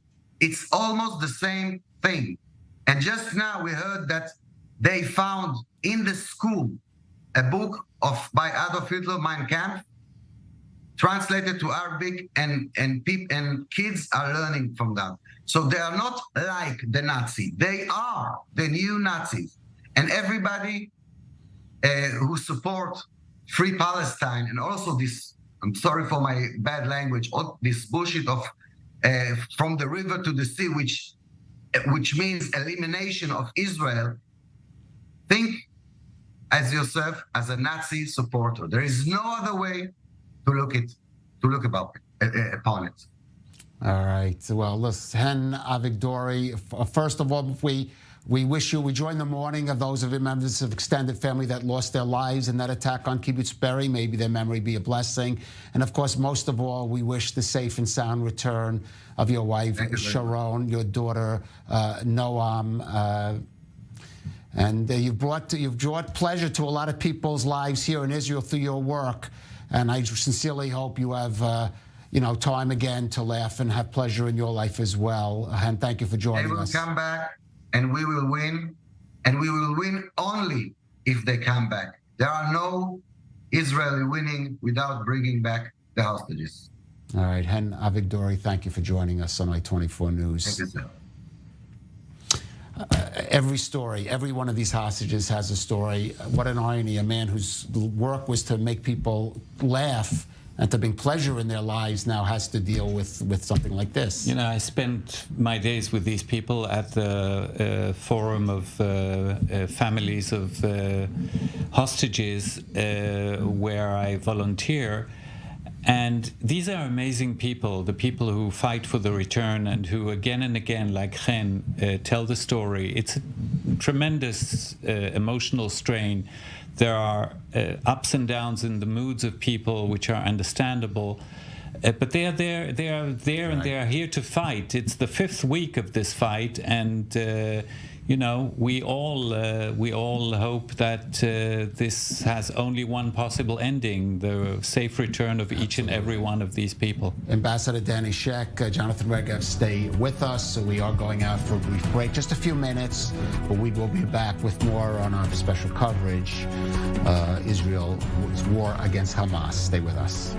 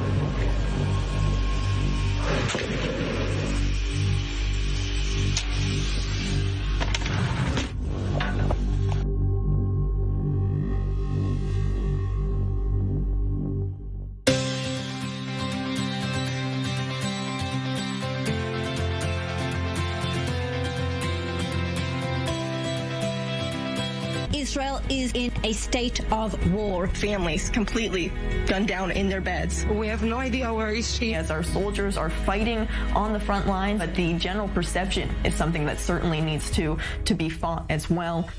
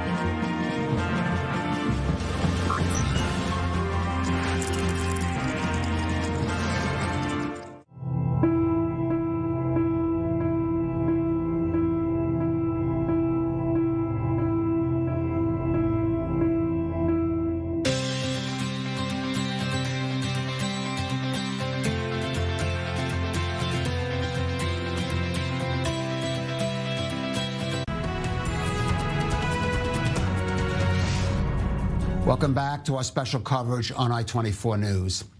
Now, as with Israel's previous military operations against Hamas, the International Red Cross has been critical of the IDF's tactics, saying they endanger the civilian population there, especially by targeting hospitals that Israel says are being used as sites from where Hamas is launching and directing attacks. But this time, the Red Cross is also finding itself the target of criticism in Israel. Last week saw more than 1,000 Israeli doctors and medical professionals protest at the organization's Tel Aviv office, demanding the Red Cross make a greater effort to obtain access to the hostages being held in Gaza. Well, joining us now is Alyona Sinenko, the spokesperson for Israel and the occupied territories for the International Committee of the Red Cross. She joins us from Jerusalem. And Alyona, I will give you a chance in a moment to address the situation in Gaza, to be sure. But first, I do want to ask you about your reaction and response to that protest last week by Israeli medical professionals and their demands that the Red Cross make a greater effort, or their charge that the Red Cross is not making enough of an effort to attain access to the hostages in Gaza.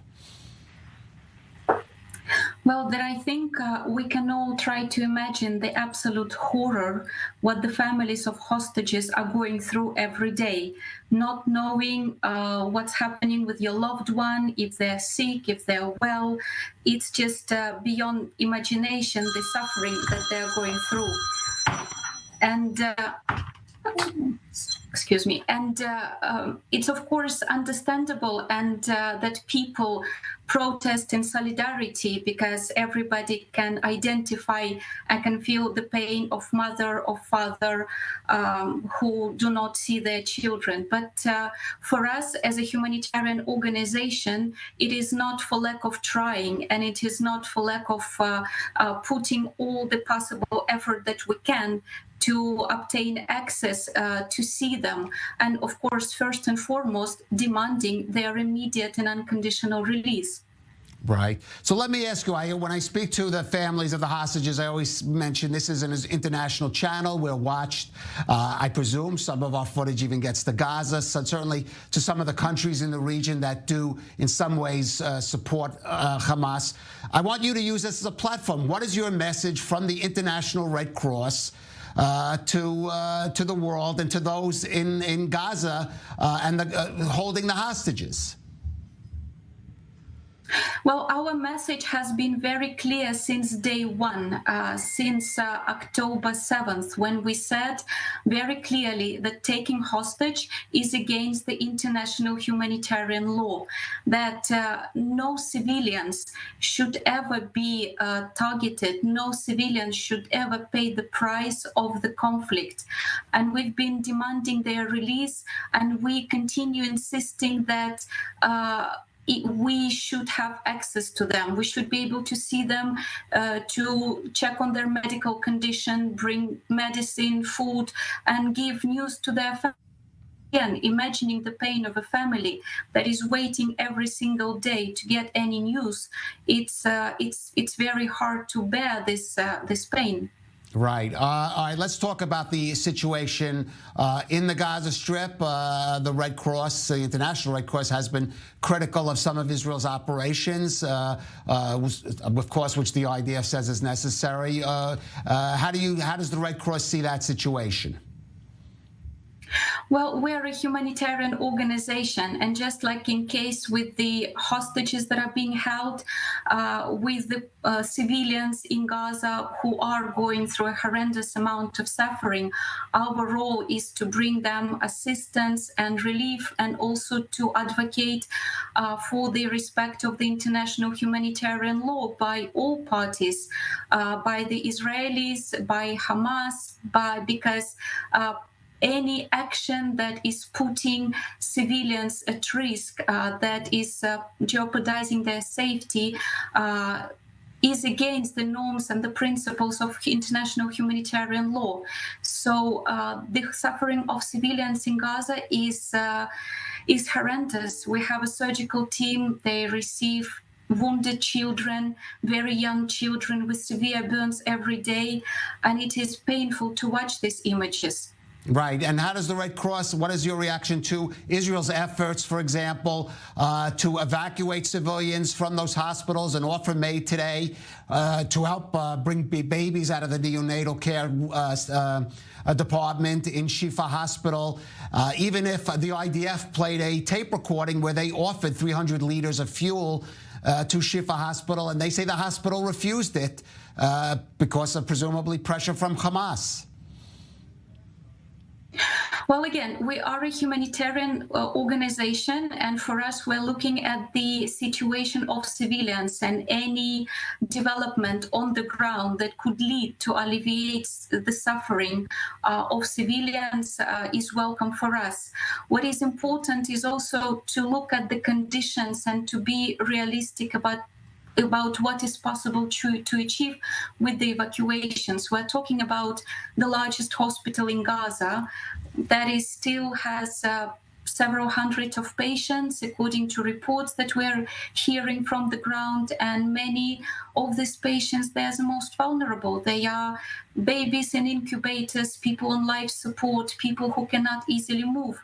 So moving them across a war zone, and it's difficult to imagine also finding the facility that would have the capacity to receive them, because even the better off hospitals in the southern part of Gaza, they're also running dangerously low on essential supplies. But Iona, you know that this operation is to save the lives of those hostages. Every day that goes by, there are babies in those being held hostage.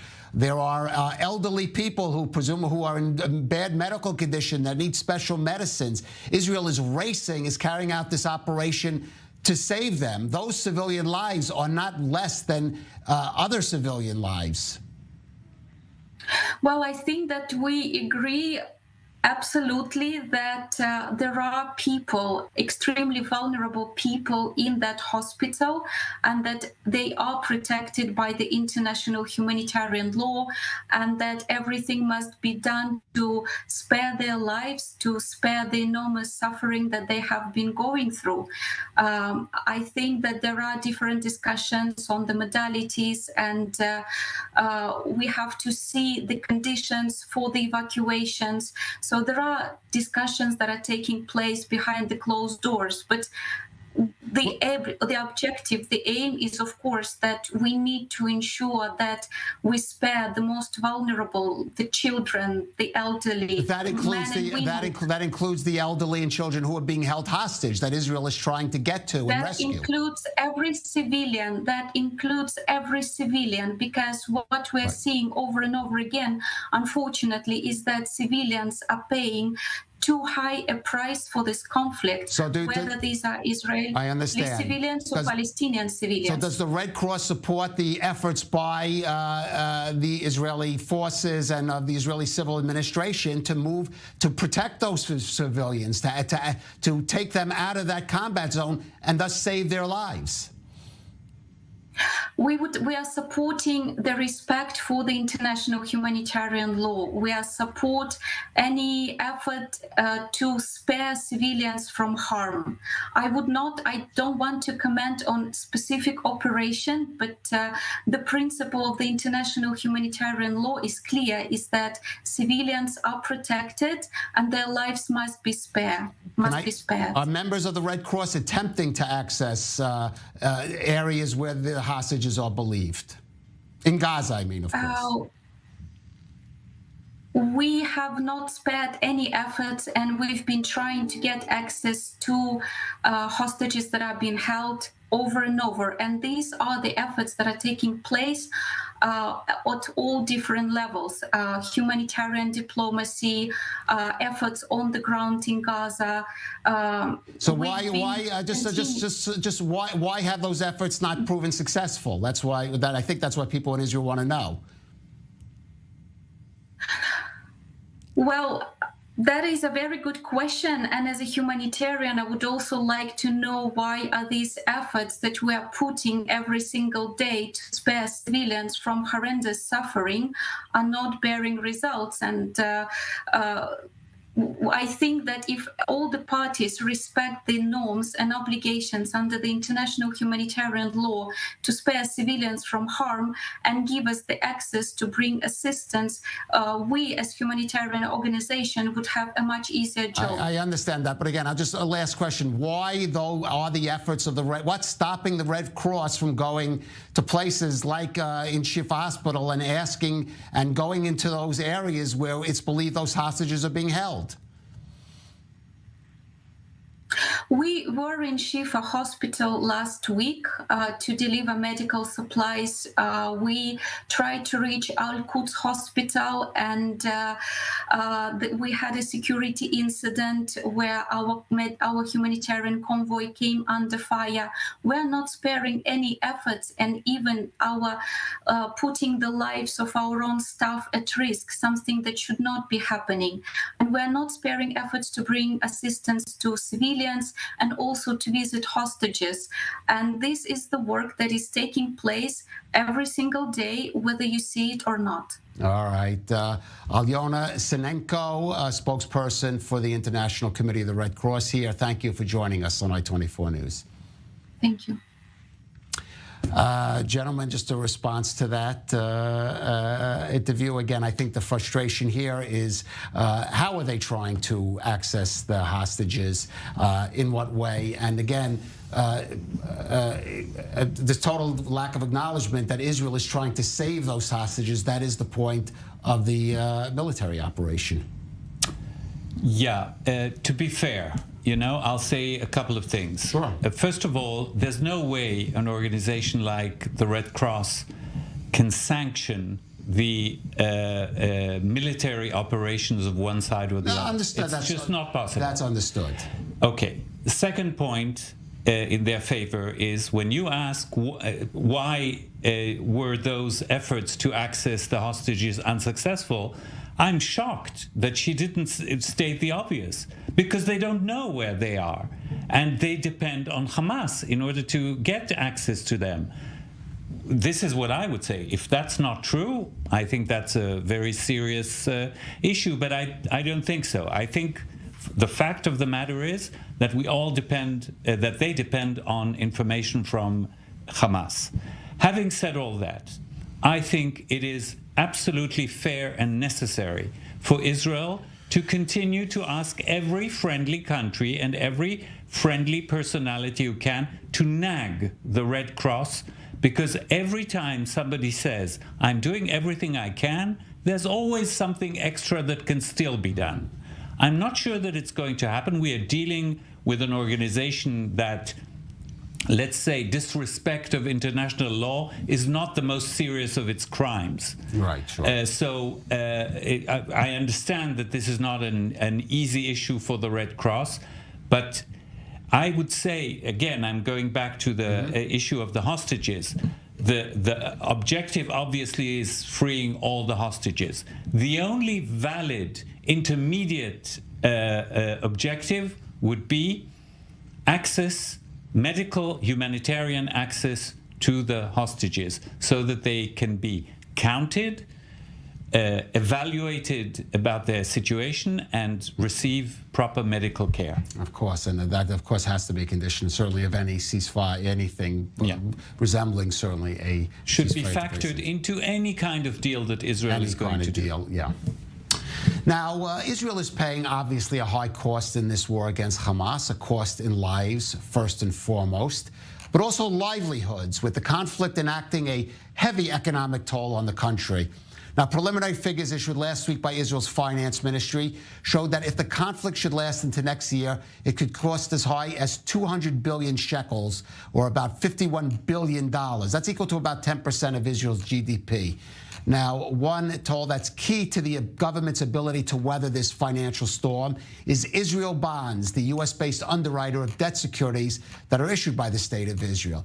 And as in previous national emergencies, Israel Bonds is coming through with a massive surge in their purchase in this month since the Hamas attacked on October 7th.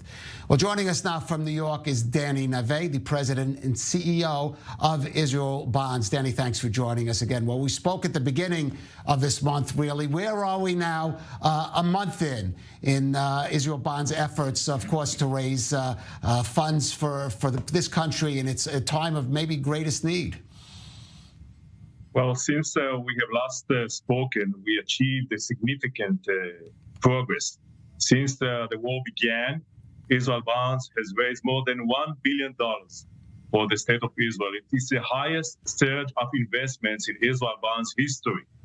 In 2023, we raised almost, more than $2 billion already globally for the state of Israel. And it's a great way of so many people, thousands of people around the world, to express their support for Israel.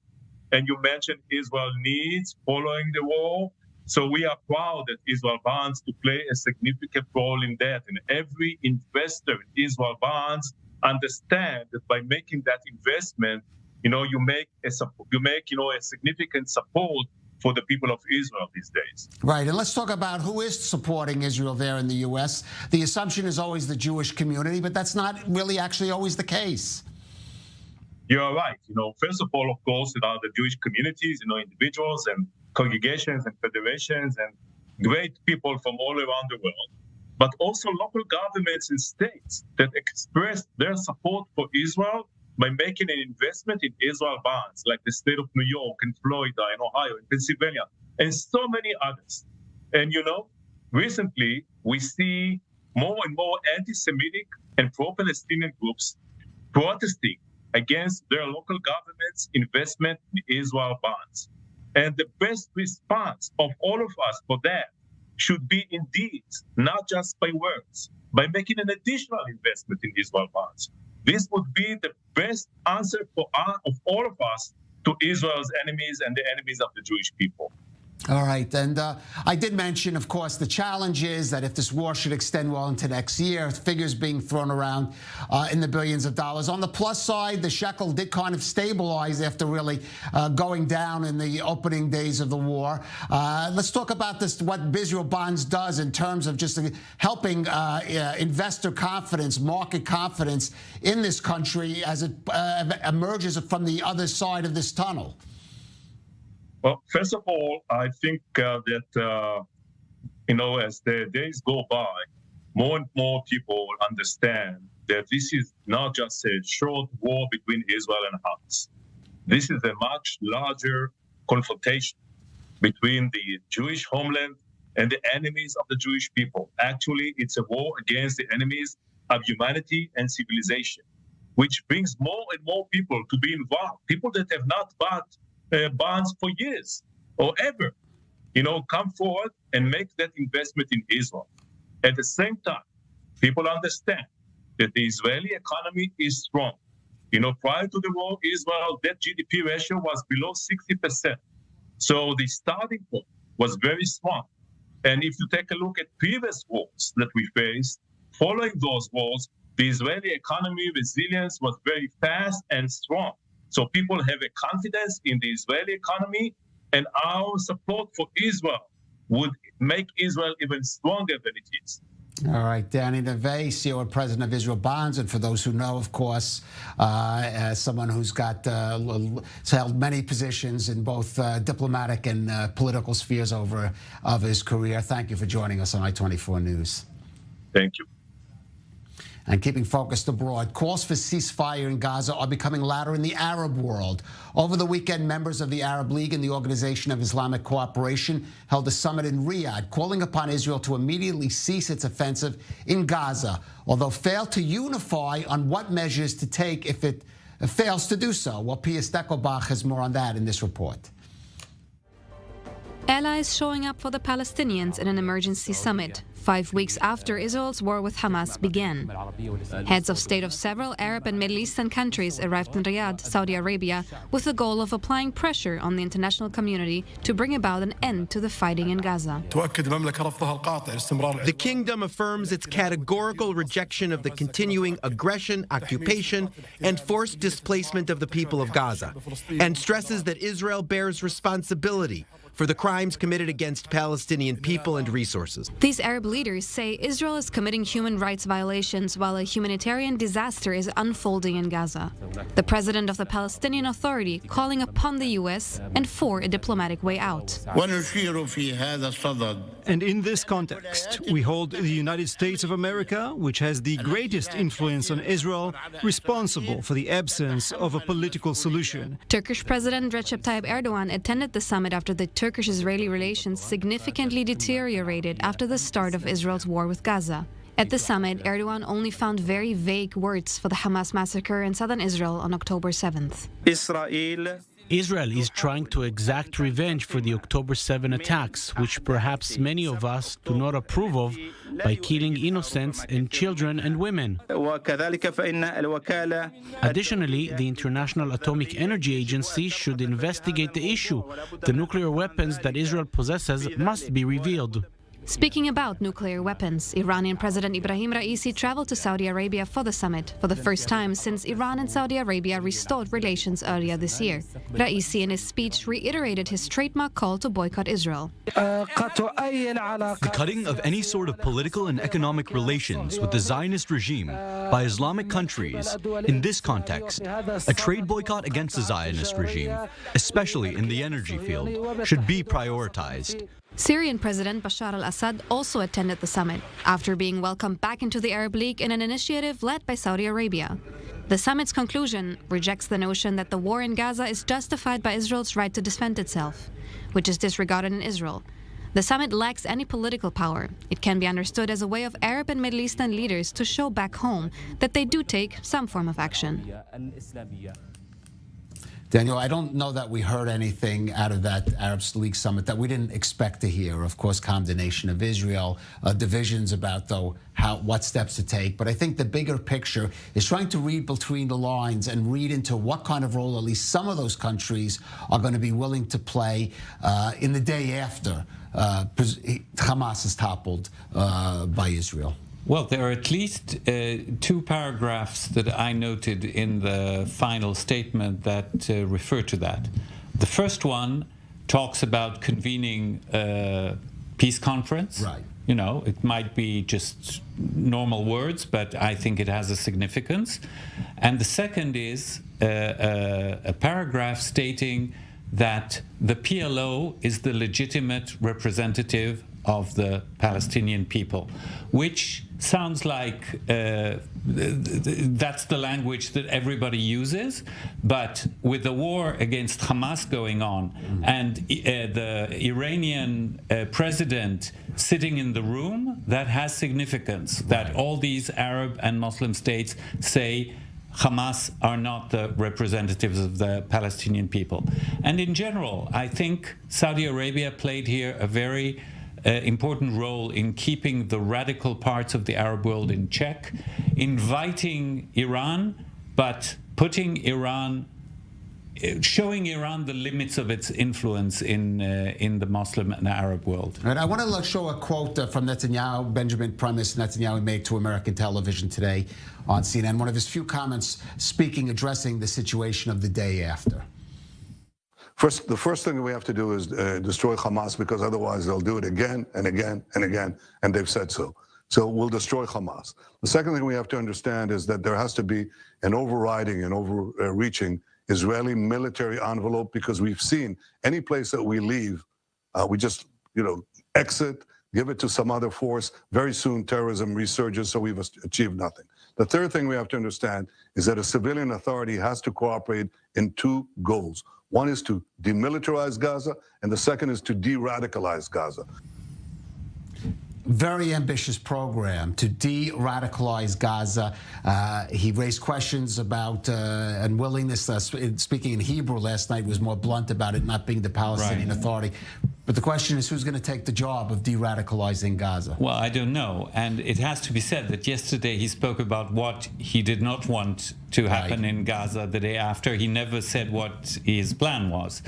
Here, it's a little bit more nuanced, and I mean, these are fair statements of goals. I don't know exactly how to achieve de-radicalization, especially not in a place infested by radicalization in like Gaza. But time will tell. It's probably not the right moment to think about this right now. And military envelope, that can cover a wide range of measures, Jonathan. It's a very vague statement. What do you mean by a military envelope? Does Israel control it militarily for years to come? Does Israel preserve the independence to go in night after night, as happens in the West Bank? Does Israel rely on others to do this very dirty job? Some people are talking about even military zones within Gaza, maybe splitting it. But there was an attempt at that on the southern half of Gaza, what was called the Philadelphia Corridor, that was not particularly successful. Exactly. So what do you do? What do you do with the Philadelphia Road, for example, the one running between Egypt and right, because you need Egyptian cooperation. Egyptian cooperation, and we know that there are many tunnels under that road, and whoever lived here 20 and 25 years ago has traumas of the Israeli presence there, and soldiers looking for the body parts of other soldiers. Right. These are things that have happened. So what do? Do you go back to that? It's a very vague statement, which I'm not even sure Benjamin Netanyahu knows exactly where it leads. It is true that now Israel has to make sure that Hamas is no longer there forever. But what happens after that? How do you do that? That's a very big question. All right. Well, these are big questions, and the questions increasingly, especially in the Arab world, in the U.S. government, and the Europeans are going to be asking the government here. But of course, the main goal remains defeating Hamas, right, and most of all, freeing the hostages. That has to stay as, of course, the number one item on any agenda. I want to thank Ambassador Daniel Sheck, our defense correspondent, Jonathan Regev. I failed to mention a little earlier, there was a red alert siren in the Kisufim down on the Gaza border. We'll see if there's any updates on that. Stay with I-24 News. That's it for this program, but we will continue our coverage of Israel's war against Hamas as day 37 in that battle draws to a close. Thank you for joining us on I-24 News.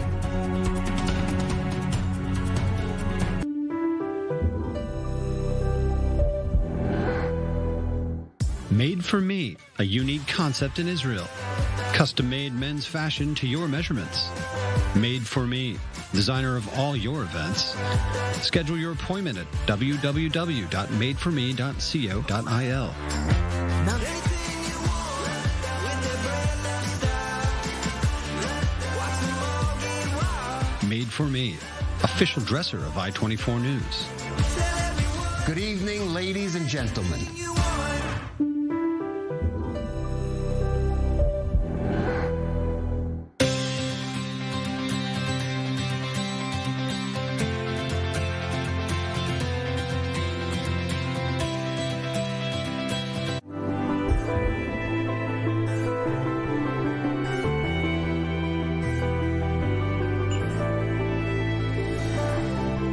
Israel is in a state of war. Families completely gunned down in their beds. We have no idea where is she. As our soldiers are fighting on the front line, but the general perception is something that certainly needs to be fought as well.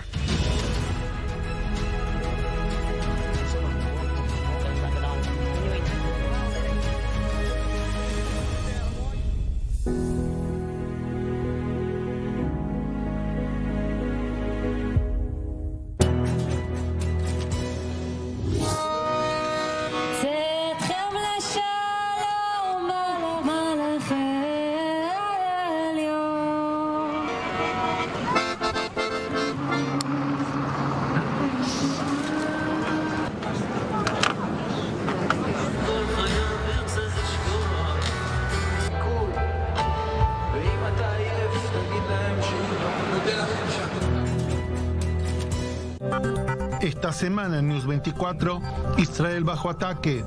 News 24 en español trae el análisis y la información de los acontecimientos de la guerra Espadas de Hierro. Entrevistas exclusivas, reportes desde la zona de guerra, la reacción de los países hispanoparlantes. News 24, el único medio en español que te mantiene informado y conectado con la comunidad latina en Israel. News 24, únicamente en I-24 News.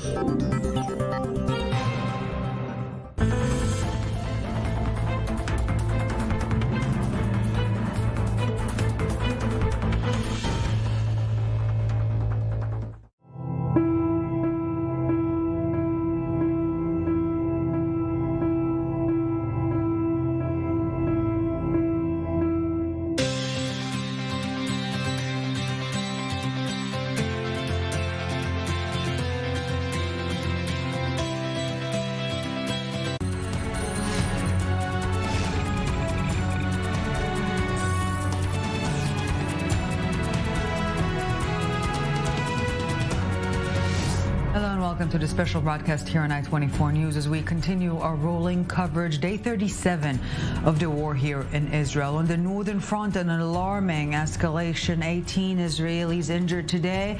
Israel and Hezbollah nearing boiling point. On the southern front, the IDF opens up more humanitarian corridors, providing fuel to the Shifa hospital, but Hamas preventing it from being delivered, while suspending talks over a potential hostage release deal. The diplomatic sources saying tonight it is the closest it's been since the beginning of the war. New details on Hamas intentions, true intentions on October 7th, planning a second wave of slaughter, seeking to take over big Israeli cities in the center. There were clear instructions where and when to rape female soldiers. And according to the Washington Post, the goal was to get all the way to the West Bank. And on the diplomatic front, French President Emmanuel Macron taking back criticism of Israel's actions in the Gaza Strip as a mass rally against anti-Semitism takes the streets of Paris. And yet, the international clock, it seems, ticking more rapidly than before. Earlier this evening, IDF spokesperson with a clear-cut message to Hezbollah in the north: you do not want to flirt with our red lines. The IDF is focused on Gaza, but we are also on high readiness in the north. Hezbollah and the Lebanese government are responsible for any fire coming out of Lebanon. They will pay the price for these attacks. The IDF has working plans to change the defense situation in the north. It will not remain in a sense that the residents of the north will not feel safe to return to their homes. And joining us here in studio for this broadcast, Mr. Danny Ayalon, former Israeli ambassador to the U.S. and Israeli deputy foreign minister, and Mr. Yaakov Lapin, military and strategic affairs analyst at the Jewish News Syndicate and at the Miriam Institute. Thank you, gentlemen, very much for joining us. Ambassador Ayalon, I do want to begin with you because it seems that while we're not quite there yet, there is significant progress when we're talking about a potential pending hostage release deal. The American president, Joe Biden, speaking this evening with the Emir of Qatar on that. When will we know that it is going in the right direction, that it's not mere lip service or attempts on behalf of Hamas to stall time? Well, I don't think, Eli, that we can know before it really happens. And Qatar certainly is the key. They are the only ones who can really pressure Hamas. But still, I would say, Eli, at this point, it is not inconceivable that we may see even a military operation as the Israeli forces dig deeper into Gaza and around the Shifa, and also some underground subterranean facilities. More and more intelligence is collected, so everything is open right now, and I don't think we can trust Hamas for any of the negotiations. And in this respect, Israeli Defense Minister Yoav Gallant telling the families of the hostages today, Mr. Lapin, that the ground operation is bringing Israel closer to the release of hostages, not the other way around. And to that point, we understand that if such a deal is indeed to materialize, we're talking about some sort of a pause in the fighting. Will it hinder Israel's ground objectives? I don't think so, because, you know, if you look at the war cabinet's twin objectives, it is the release of the hostages and the destruction of Hamas's terror army and political regime. And I don't think Israel is going to do anything to jeopardize those objectives, even though they sometimes look like they're clashing. They're not, because the more Hamas is under military pressure, the less cozy it's going to feel about these negotiations. I think the real question is, what does Hamas want in exchange for the hostages? Is it really just the release of security prisoners from Israeli prisons, or is it to buy itself time? My suspicion is it's the latter. So it may release some civilians, it may keep others. I think its survivability over the long run is its main objective, and we have to keep that in mind going forward. And it is important to know that we're not talking about releasing all the hostages. According to recent reports, we're talking about around 80. The total is 239. So this drip policy might only make this entire war longer. Well, look, you know, obviously we want to see every single one free, and I think Israel will go for every opportunity to free them, even if it's in phased release deals. I don't think Israel will be close to that. But the idea that this will actually stop or result in a long-term ceasefire, I think that's out of the question as far as Israel is concerned. Yeah. Well, let's head now to the south on the Israel-Gaza border. I-24 News correspondent Zach Anders with the I-24 News team there on the ground. Zach, thank you very much for joining us. Well, the IDF is opening more humanitarian corridors, plural. Estimations that between 150 to 200 civilians moved from north to south in recent days alone, and yet Hamas actively preventing the Shifa hospital from getting fuel. That hasn't stopped the IDF, though, from communicating with the staff inside the hospital. They say that they're calling the personal cell phones of the doctors and telling them now is the time to go. And apparently the doctors are telling them, well, we have injured, we have sick, we can't move, and there's a neonatal ward with infants that need the oxygen and the power just to be able to stay alive. So late tonight we are hearing that the IDF is even proposing going inside the hospital, trying to attempt to safely pull out these infants and the sick and the injured, and try and find a way. If that doesn't happen earlier in the day, they've communicated quite specifically the roads that can be taken away from the hospital compound that they're telling the doctors and the staff would be safe to meet that main humanitarian corridor that runs along the coastal road to the south. So the Shifa Hospital, is at the center of attention, not just due to the humanitarian issue there, but due to the fact that it is a hospital/terror compound. No other way to put it. Underneath the hospital, the main or one of the main Hamas headquarters. A big dilemma. No other way to put it, but seems that sooner rather than later, it will have to be addressed militarily. Right, and the Israeli forces that have been able to reach, several days ago we were talking about encirclement of Gaza City. Well, now we're talking about IDF forces within Gaza City. Now, we've seen information that is showing intense fighting around the hospital compound, perhaps speaking to the fact that Hamas is valuing the Shifa complex, is valuing what lies underneath, and that the fighting is characteristic of their attempt to defend this facility. Right. Zach Anders, I-24 News correspondent on the Israel-Gaza border. Thank you so very much for this. Zach, back here with Mr. Yaakov Lapin and Ambassador Dani Ayalon. We are naturally talking. Before we continue our discussion, let's take a quick listen to what Israeli Prime Minister Benjamin Netanyahu had to say today about the Shifa Hospital/terror compound dilemma. Yeah. All right, we will hear Benjamin Netanyahu later on. But bottom line, it's a moral catch-22, at least in the eye of the international community. Right. On the one hand, according to the Geneva Conventions, all four of them, international law, if a hospital has been taken hostage by terrorists that is being used as a compound for attacking any advancing military, it is a legitimate military target. Yeah. But let's not kid ourselves. This will not be held in our favor if there is some real bloodbath coming out of the hospital. This is why right now the military, the IDF, has to take it with kids' gloves, putting the pressure, some psychological pressure as well, with the hope that they will buckle in from inside. And if not, there will have to be a very slow and grueling process till the end, because the IDF is not going to stop short of really clearing out Gaza from Hamas. Yeah. And there are some trophies there. The heads of Hamas, like Mohammed Dev and Sinwar. Yeah, the symbolism here matters. Yeah, and they are the two masterminds that actually planned and orchestrated the entire thing, and they are the ones to do or die. It's for them every day. They live and breathe.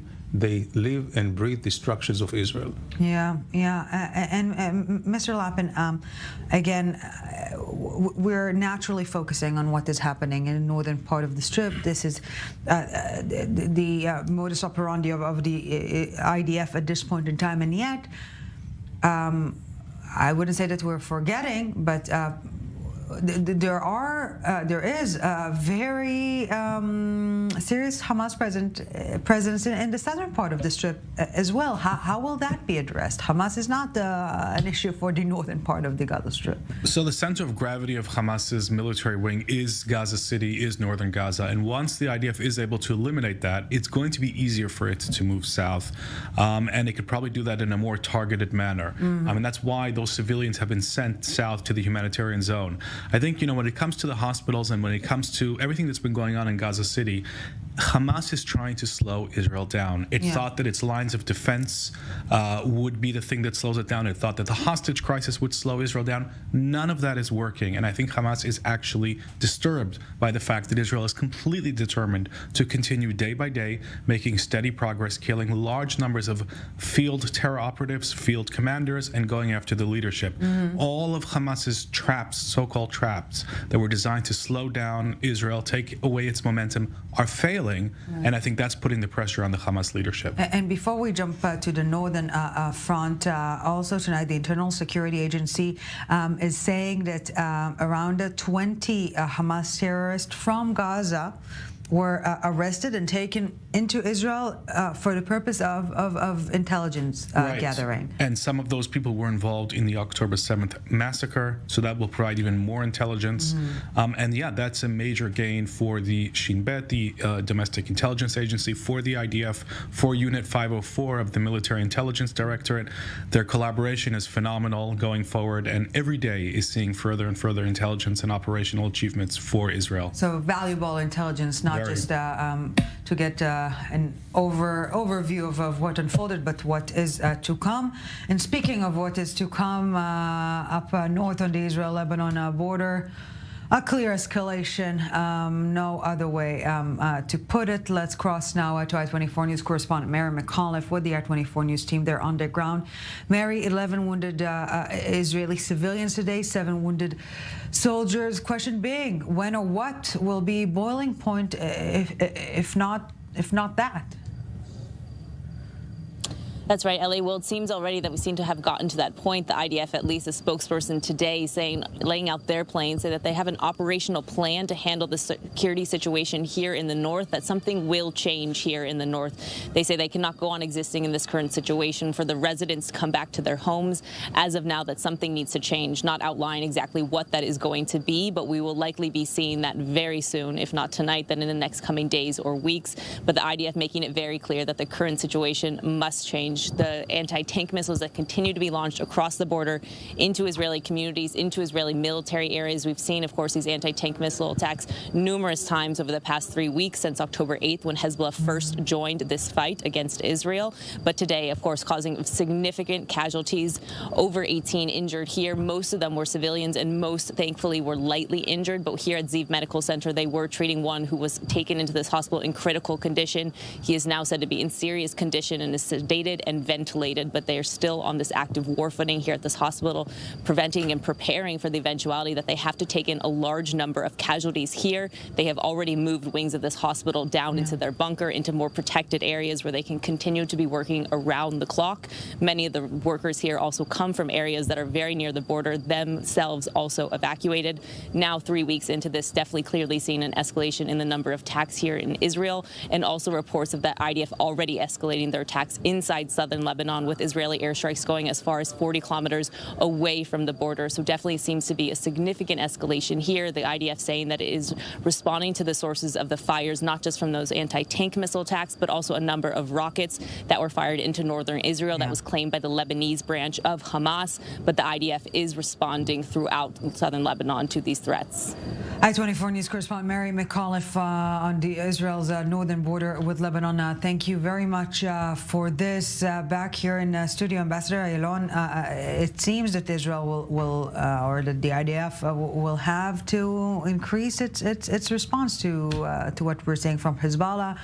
Is there an in-between? Is there a mini war with Hezbollah, or that's all in, or not at all? Really, this is exactly what we're experiencing now. Actually, it's a mini war right on the contact line, and here I think logic prescribes that Nasrallah wouldn't want an all-out war, because he knows exactly how it will end up. Israel will suffer severely, but it may bring his own demise. So I don't think he would want to escalate,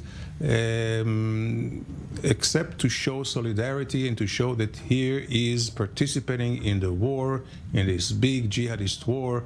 Hamas is not alone, but his masters in Tehran wouldn't want to spend this main card that they have with Hezbollah.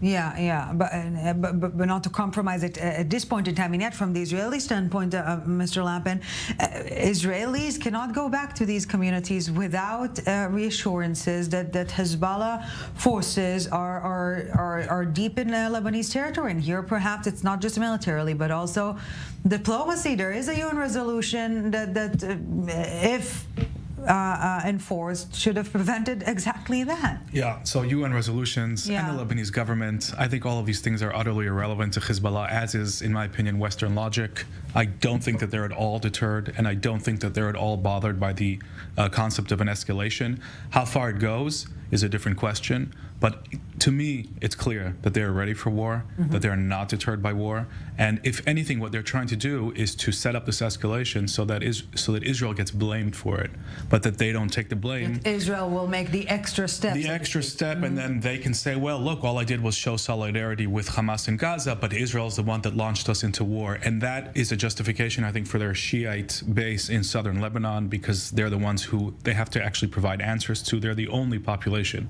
I think, that Hezbollah cares about in terms of public opinion.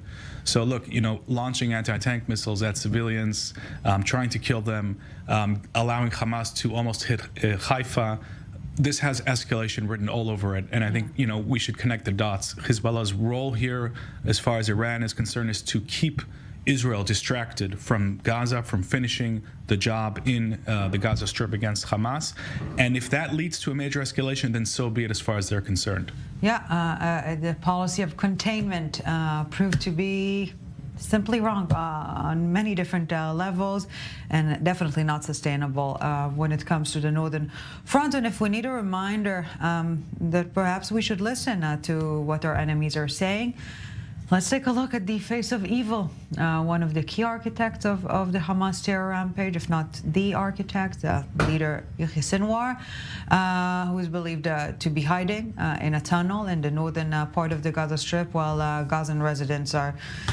in shambles. Well, now his former doctor in the Israeli prison recounts his interaction with Sinwar and shares his personal trauma since his own nephew, the doctor who took care of Sinwar, his nephew, is one of the 239 people kidnapped on October 7th. Here's more in this next report. To think such a thing would happen to my family. My nephew was kidnapped to Gaza.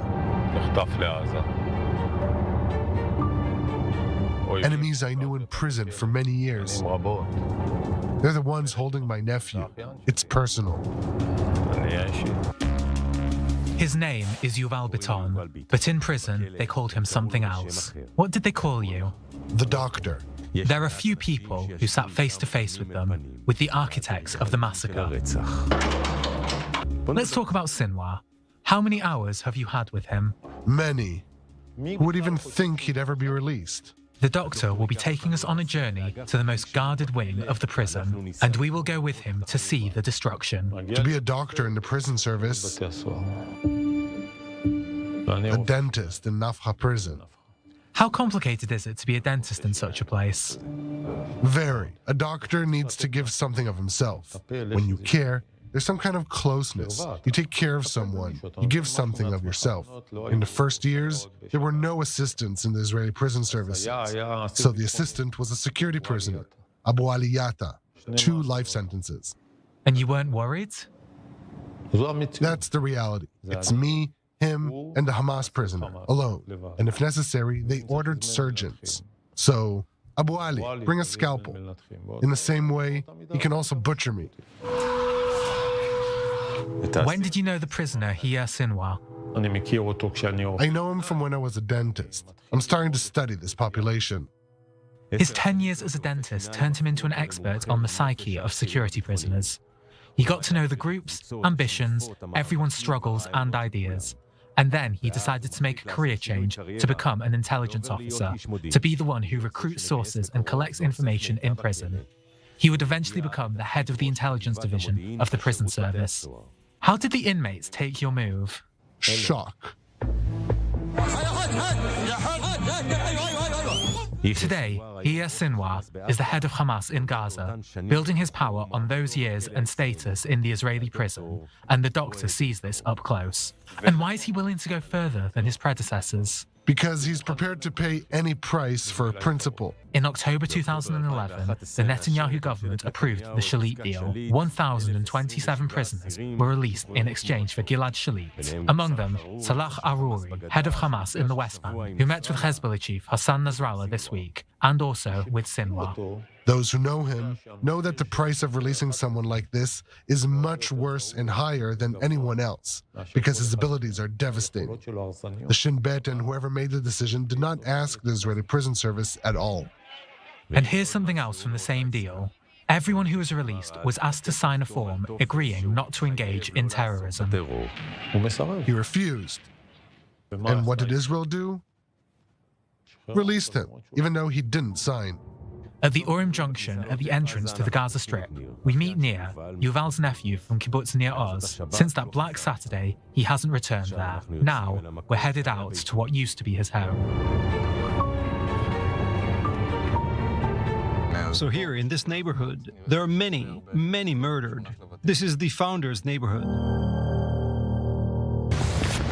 On October the 7th, Nir was here with his two daughters, Rani, 4 years old, and Noga, 6 years old. He gave them videos to watch and told them that there was a military drill outside, and he held the door shut.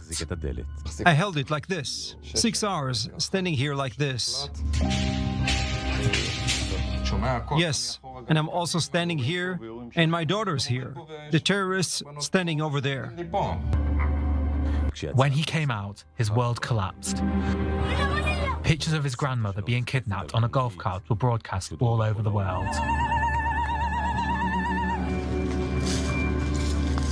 We moved to Tamir's house, Nir's brother and Yuval's second nephew. And they just went wild. He's a member of the community security unit. He put on a vest, a weapon, and went out. We don't know anything. No one knows anything. 8:30 in the morning on Saturday. He wrote a message to his wife Hadass. Shut yourself in the safe room. Don't open the door, even if I beg.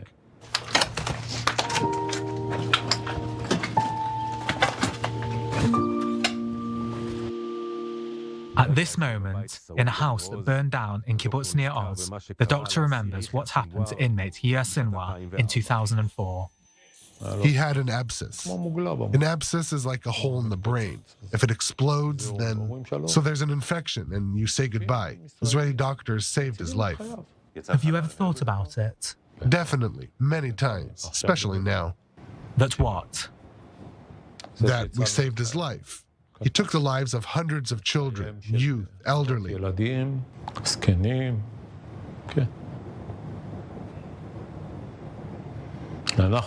Yes, we, our doctors, saved him. And he gave back like Hamas knows how to give back. What the citizens of Israel now realize at a terrible price, the doctor realized long ago, but no one listened.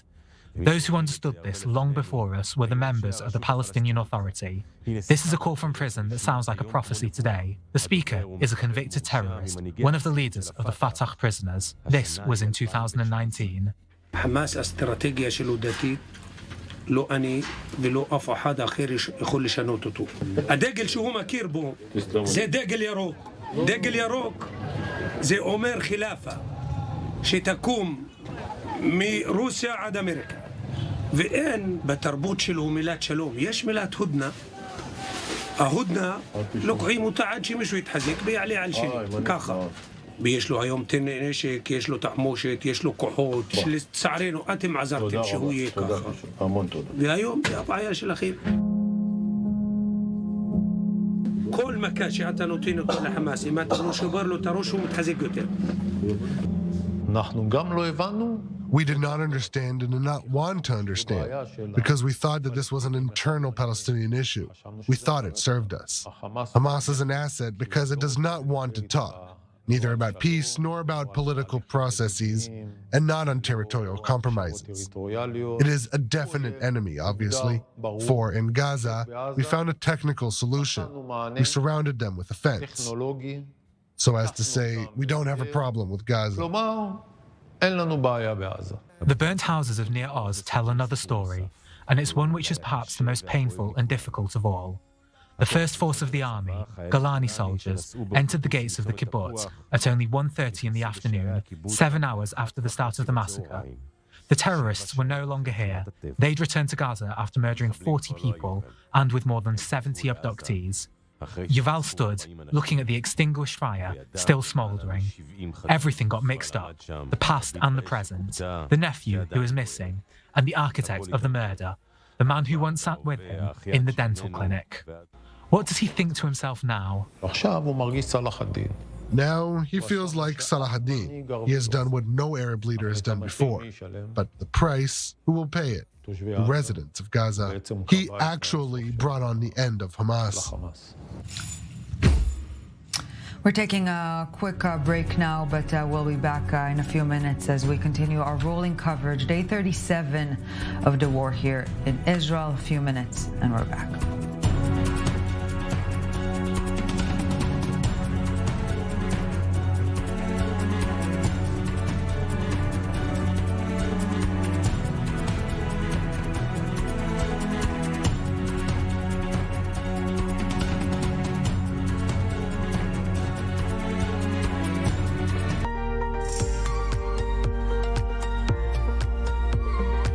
Israel is in a state of war. Families completely gunned down in their beds. We have no idea where is she. As our soldiers are fighting on the front line, but the general perception is something that certainly needs to be fought as well.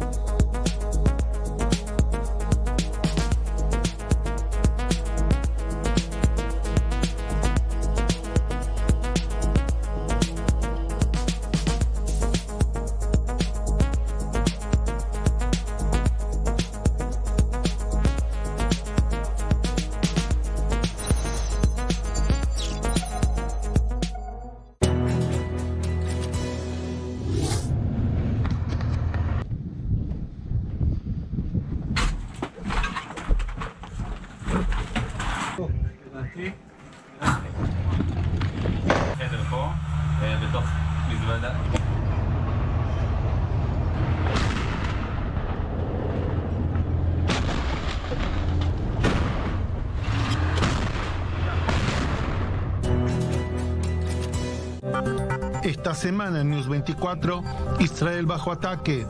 News 24 en español trae el análisis y la información de los acontecimientos de la guerra, espadas de hierro. Entrevistas exclusivas, reportes desde la zona de guerra, la reacción de los países hispanoparlantes. News 24, el único medio en español que te mantiene informado y conectado con la comunidad latina en Israel. News 24, únicamente en I24 News.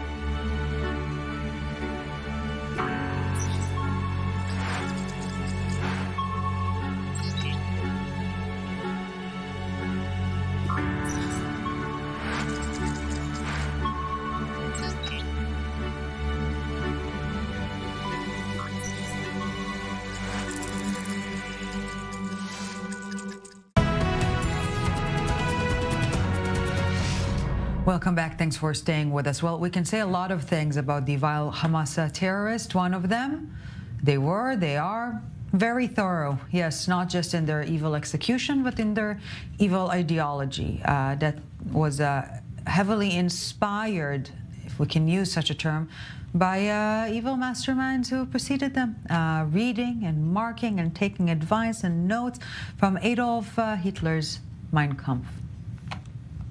So this is Adolf Hitler's book, translated to Arabic, Mein Kampf. It's the book that led to the Holocaust and the book that led to World War II.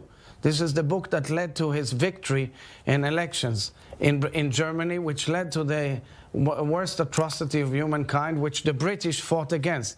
Well, this book was found just a few days ago in northern Gaza in a children's living room, which was turned into a military operation base of Hamas. On the body of one of the terrorists and murderers of Hamas. And he even marked, he wrote notes, he marked and learned again and again Adolf Hitler's ideology of hating the Jews, of killing the Jews. Still with us here in studio, Ambassador Dania Ayalon, Mr. Yaakov Lapin. Thank you, gentlemen, very much for staying with us. Ambassador Ayalon, with the lack of a better phrasing, obviously for anyone who knows history, what unfolded in the Holocaust means something. But if we're looking at the younger generation who have little interest in history, it seems, and again, with the lack of a better phrasing, the Holocaust messaging isn't working. Well, that should not deter us to go on. It's a Sisyphecal work. You have to go over and over and over again. You know, in a general, you know, in this discipline of let's say marketing, quote unquote, they say you have to actually turn over a message, and let's say it about 10 to 20 times before it really begins to really sink in. So you have to keep doing it, you have to keep doing it. And here are two messages, ISIS and Nazis. So ISIS in this respect, Mr. Lapin, is more vivid in the consciousness of the Western world or the majority of Western population. Well, certainly because ISIS threatened global security, and of course Hamas does too. But the difference is that Hamas is focusing its first phase of attack on Israel. If you look at Hamas's covenant and its Muslim Brotherhood ideology, Hamas wants to first of all destroy the state of Israel and replace it with an Arab Islamic state. But afterwards, it wants to join up in a regional caliphate. Little Satan, big Satan. It's the same. Yeah, they wanted the same things that ISIS wants, but they just want to get there through a different path. It's the same sick Islamist, jihadist, genocidal ideology, and we are the front line here on that front. But I think that, you know, the world is going to have to figure out on its own how to approach this. The main thing, you know, from my perspective, is let the IDF work, let the IDF get the job done. Victory on the ground is the most important thing, and the rest of the discussions can be held, you know, on that basis. We'll deal with global consciousness later. Well, speaking of, French President Emmanuel Macron calling his Israeli counterpart Isaac Herzog earlier today to clarify and partially walk back his infuriating comments he made in an interview with the BBC this weekend, sparking concern and anger here in Jerusalem. But as senior diplomatic correspondent Owen Alterman explains, they were also perhaps a signal of the international clock ticking fast. De facto, today, civilians are bombed. De facto. These babies, these ladies, these old people are bombed and killed. So there is no reason for that and no legitimacy. Just 3 weeks ago, French President Emmanuel Macron landed in Israel with a message of warm solidarity. But for him, times have changed. His passage seen as a marker of a wider ramping up of international pressure on Israel. Look, in the very first days, it's clear that the emotion, the compassion, created a situation where everybody was just close to Israel. But I think there is no justification precisely to attack civilians. Macron's stark language is seen as a milestone, a European power coming out for a full ceasefire and attacking Israel's position on the war, raising fears among Israelis that the war may end with Hamas still in power in parts of the Gaza Strip. The war against Hamas-ISIS is progressing in full force and has one goal: to win. There is no substitute for winning. We will eliminate Hamas and we will return our abductees. Protests have grown, as here in London on Saturday. And the prevailing view in Israel is that the sand is flowing through the diplomatic hourglass, while Israeli Prime Minister Benjamin Netanyahu digs in his heels, setting up the clash that many say is to come. Gentlemen, the go-to question here is whether the damage already been done, despite this semi-walk back from these comments. And yet, perhaps we should also take into consideration Macron and other leaders' domestic concerns, and perhaps even the national security agencies in France suggesting or advising Macron to speak in that tone to try and lower the flames in France. The Muslim community there is 10%. Nearly 10% of the population in France are Muslims, and we know that their wrath can be quite devastating for the French political life, French economy, and civil conduct as well. But I would say here, from a let's say from a leadership point of view here, if you are managing let's say the entire campaign, so you must differentiate the different theaters of the political warfare. And of course you have Europe, which is important, you have the Arab world, which is also important, especially in the Sunni countries, and you have others that are less important. But the most important theater for us is the United States. So long as we have the American support, all the other let's say declarations by other leaders, including Macron, are secondary. Marginal, and yet, Mr. Lappin, there is a fear that it will create some sort of a domino effect in terms of the leeway or liberty Western leaders are taking upon themselves to voice their sentiments facing what we're seeing here. Well, I agree with Ambassador Ayalon. First of all, American support is the primary international factor as far as Israel is concerned, and this war effort. Not only because of how the American alliance, how primary it is for Israel's security, but also, we're seeing in the region how important it is to have American involvement, and the entire architecture, the future architecture of this region. The Sunni moderate bloc is looking to the United States for the post-Gaza reality. So the United States has a very important role to play going forward. It has to remain on side.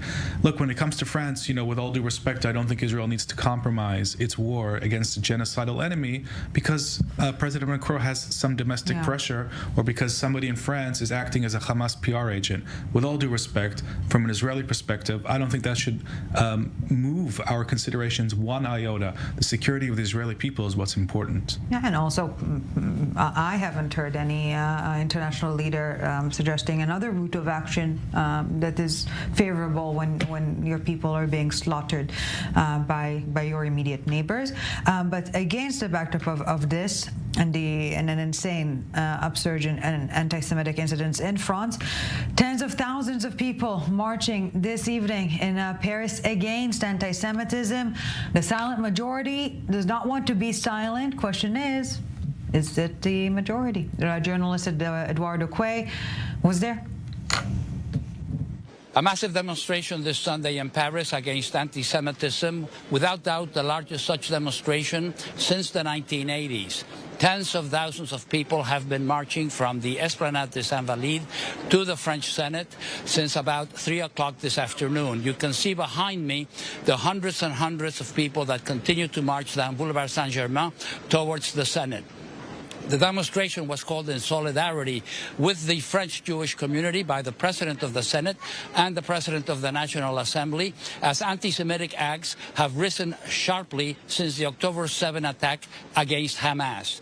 The government says more than 1,200 anti-Semitic acts have been registered in France during the last month. But there are two main figures here today that are missing. One is President Macron, who said he would be here in his heart and in his spirit, and in an open letter to the French, said that France, where French Jewish citizens are afraid, is not France.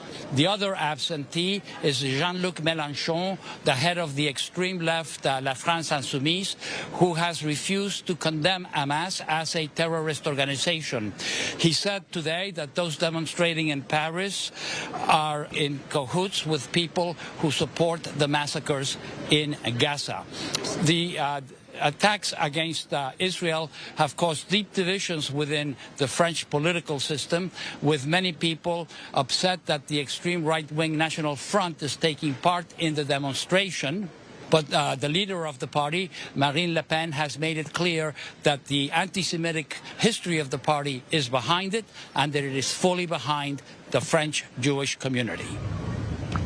And from one Western capital to another, in London this weekend, the biggest anti-Israeli pro-Hamas rally to date. Hundreds of thousands, nearly 2,000 policemen deployed on the same day of British Armistice Day, making it not just a foreign matter, but a domestic one as well. Let's cross now live to Hertfordshire. Broadcaster and producer Phil Davis joining us. Thank you, Phil, very much for your time. Great to see you. All things considered, of course.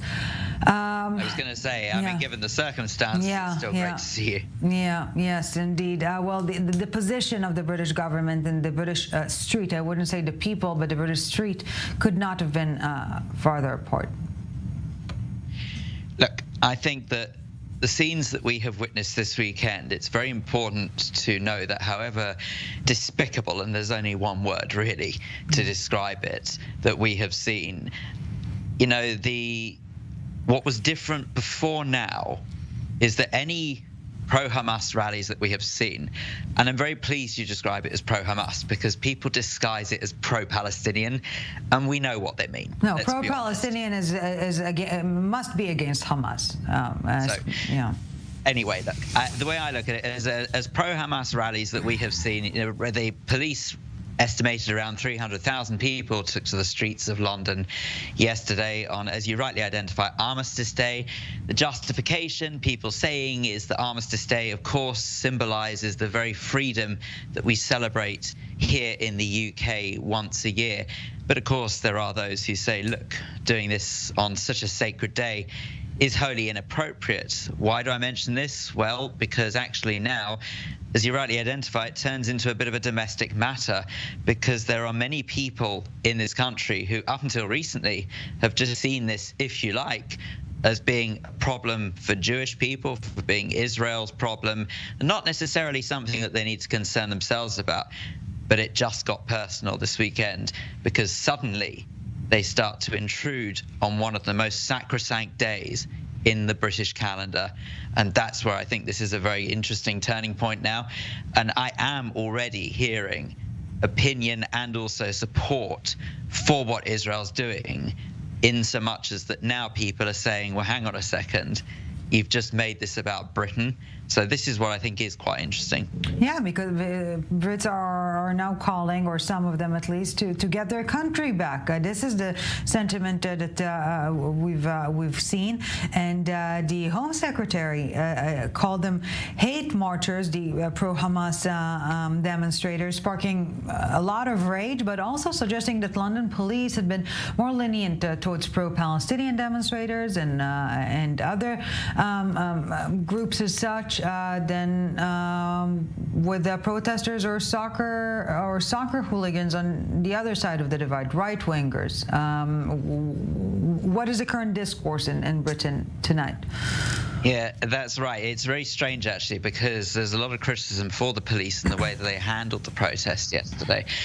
And I should actually stress, by the way, today, which is Remembrance Sunday here, again, a very sacred day in the British calendar, has actually gone off relatively peacefully, thank goodness. And the Remembrance Day was allowed to happen as it rightly should do. But yesterday, a very different story for Armistice Day. Of course, Armistice Day being the 11th day of the 11th month, which is when Britain commemorates the laying down of arms at the end of the First World War, just in case anyone doesn't know what Armistice Day actually is. So the excuse me, the way that the police dealt with it yesterday, people have said, well, hang on a second, why is it that you were very quick to pen in what they describe as far-right people who were countering the protest? And some might say quite rightly so. They were very upset with what they saw. They saw people don terrorist scarves in their capital city. There are people in the Jewish community who are too scared to leave their house at the moment. Get your head around that, if you will. Yeah. You know, we are right back in 1930s Germany for some of us. I have even witnessed myself graffiti with people sort of daubing Magen Davids on people's houses and chucking paint when they see someone having a mezuzah on their door. It's outrageous what's going on here at the moment. And to those who are countering those despicable protesters yesterday, frankly, those of us with a level head say good on them. So why the police were trying to stop them, who knows? Well, I'm not sure what is crazier, that I should be telling you in London, Phil, Dave, to stay safe while we are here in Tel Aviv under the constant attack of rockets and God knows what. But yes, stay safe, Phil, Dave. This is the time we live in. Thank you very much for this. And it was a busy diplomatic weekend all over the world. Members of the Arab League and the Organization of Islamic Cooperation held a summit, two summits essentially condensed into one in Riyadh, calling upon Israel to immediately cease its offensive in the Gaza Strip amid the rising civilian death toll and a lack of a political plan. Our PS Takelbach recaps these demands and how significant they really are. Allies showing up for the Palestinians in an emergency summit, 5 weeks after Israel's war with Hamas began. Heads of state of several Arab and Middle Eastern countries arrived in Riyadh, Saudi Arabia, with the goal of applying pressure on the international community to bring about an end to the fighting in Gaza. The kingdom affirms its categorical rejection of the continuing aggression, occupation, and forced displacement of the people of Gaza, and stresses that Israel bears responsibility for the crimes committed against Palestinian people and resources. These Arab leaders say Israel is committing human rights violations while a humanitarian disaster is unfolding in Gaza. The president of the Palestinian Authority calling upon the U.S. and for a diplomatic way out. And in this context, we hold the United States of America, which has the greatest influence on Israel, responsible for the absence of a political solution. Turkish President Recep Tayyip Erdogan attended the summit after the Turkish-Israeli relations significantly deteriorated after the start of Israel's war with Gaza. At the summit, Erdogan only found very vague words for the Hamas massacre in southern Israel on October 7th. Israel is trying to exact revenge for the October 7 attacks, which perhaps many of us do not approve of, by killing innocents and children and women. Additionally, the International Atomic Energy Agency should investigate the issue. The nuclear weapons that Israel possesses must be revealed. Speaking about nuclear weapons, Iranian President Ibrahim Raisi traveled to Saudi Arabia for the summit, for the first time since Iran and Saudi Arabia restored relations earlier this year. Raisi, in his speech, reiterated his trademark call to boycott Israel. The cutting of any sort of political and economic relations with the Zionist regime by Islamic countries, in this context, a trade boycott against the Zionist regime, especially in the energy field, should be prioritized. Syrian President Bashar al-Assad also attended the summit, after being welcomed back into the Arab League in an initiative led by Saudi Arabia. The summit's conclusion rejects the notion that the war in Gaza is justified by Israel's right to defend itself, which is disregarded in Israel. The summit lacks any political power. It can be understood as a way of Arab and Middle Eastern leaders to show back home that they do take some form of action. Back here in the studio with Mr. Yaakov Lapin and Ambassador Danny Ayalon. Ambassador Ayalon, I wouldn't use the term upset because in diplomacy it's quite irrelevant, but are you surprised perhaps that Arab leaders are not helping? Well, we know what they really think perhaps behind the scenes. No one will shed a tear, not if, but when Hamas is eradicated, that they're not helping in terms of public opinion in making the distinction between Hamas and the Palestinians. Well, the dividing line is between the moderate or the relatively moderate Sunni countries. No, I'm not talking about Erdogan and such. I'm talking about the moderate forces. And Iran, Syria, of course, and the Iranians' proxies, Hezbollah, Hamas, the Houthis, the Iranian militias, Iraq, Syria, by the way, also in Libya. They're also in Nigeria, Boko Haram, and others. But I would say for the summit in Riyadh was a mixed bag. It's especially for the Iranians. First of all, they were invited. So this is a first. And this handshake, would that together with Assad, the big butcher of Arabs. He killed more Arabs than any other leader in the recent history. But their purpose was actually to come away with a very, a strong resolution, sanctions on Israel, and that did not fly because, again, when it comes to the real interest, the very important interest of those Arab countries, it lies with Israel and against the Hamas.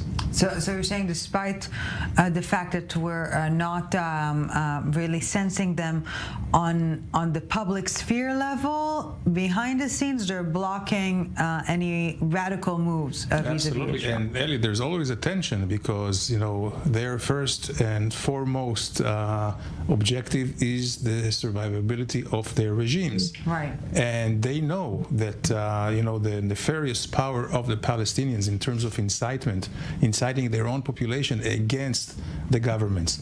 They have experienced it in Jordan in the 70s and in Lebanon and in Kuwait during the Gulf's first and second. They know that. This is why they have to walk a very fine line that shows solidarity, very harsh words against Israel. The one who is mastering this is King Abdullah II of Jordan, who has very strong Hamas strongholds in Jordan, in the parliament of Jordan. 70% of his population are Palestinians, so he has to be very careful. So on the one hand, he's criticizing Israel very harshly, calling his ambassador for consultations back home in Amman, but at the same time, the strategic cooperation is getting deeper and deeper for his own survival. And speaking of giving the credit to our enemies when they deserve, the Iranians are working very, very hard and very well. There's not a day passing by without the Iranian foreign minister or other top Iranian figure meeting with some sort of a former foreign counterpart. Rather, in terms of diplomacy, the Iranians are sending their message out to the world. Sure. I mean, look, the Iranians are first and foremost, I think, synchronizing their access, trying to create a synchronized regional access that exploits the fact that Israel is bogged down in the Gaza Strip, and then it uses these so-called diplomatic visits to places like Lebanon to actually send instructions to Hezbollah, telling it, provoke Israel and keep its military resources bogged down in the north, split the military capabilities, etc. A lot of these things are done under the cover of diplomatic context, but they're actually purely military and terrorist instructions that are being sent out. And in the region, I fully agree with Ambassador Ayalon's assessment. There is no confusion, I think, behind closed doors in the halls of power of pragmatic Sunni powers over who they want to come out on top here. They can't say so publicly for domestic reasons. If we look at the ideology of Iran, the ideology of Hamas, this ideology is inherently hostile to pragmatic Sunni regimes. Sayyid Qutb, the godfather of Islamists, that he's very influential in Hamas, called all of these regimes as traitors and puppets of the West that need to be overthrown. Right. That's where Hamas is. That's where President Sisi is. That's why President Sisi doesn't want to let people from Gaza in, because it's an Islamist-infested territory, and he's very worried about that spilling over into Sinai. So behind the scenes, it's a completely different story, and that's where we're at. We have two blocks in this region in terms of governments. One is moderate, the other is radical. One is modern, the other is medieval, and it's clear, I think, which side wants who to win here. And perhaps the silver lining in this entire situation is that, again, the axes of good and the axes of evil are clearly illustrated, and no one will be able to stay on defense for the long term. Before we wrap up this broadcast, gentlemen, the talk about the day after is already gaining steam when it comes to the American discourse, at least. With the lack of a good option, but rather poor options to choose from, shouldn't Israel, even Israeli Prime Minister Benjamin Netanyahu, in his next press conference, talk to the leaders of the region, of the world, and tell them, you know what, guys? I don't have good ideas for what to do with Gaza. Do you? I think that would be a very, very good political maneuver. Absolutely. Israel should not just stand idle and let others take the initiatives and make some offers. Absolutely. We should do the ones, and I think here the Americans are expecting that. What would be the day after? And I think there is a trade-off here, because the United States is with us all the way for the eradication of Hamas. But they also want to know what will happen next. And they certainly do not want to see the bogging down of Israel over there, just as they were bogged down in Afghanistan and Iraq. And if you don't plan the day after, nothing good can come out of it. And I think Israel has the wherewithal to do it. But I think we do need here a regional cooperation, whether it's the Saudis' money, whether it's the Egyptian administration. All of this can be coaxed and in a gentle way brought into the scene of thinking, what will Gaza look like after the end of the Hamas regime? But again, maybe should the international community, those who are very much concerned about what is happening here, make their suggestions and not just be in a position in which Israel is making moves that are being criticized. If you have a good idea, bring it on.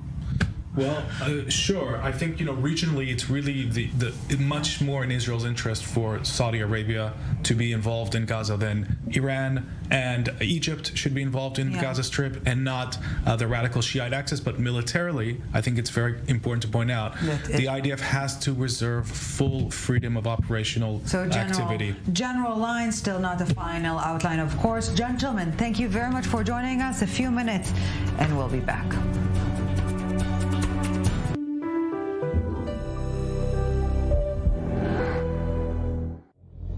Israel is at war. Make an investment in Israel bonds. It is the most powerful and direct way to stand with Israel. Visit israelbonds.com and invest now.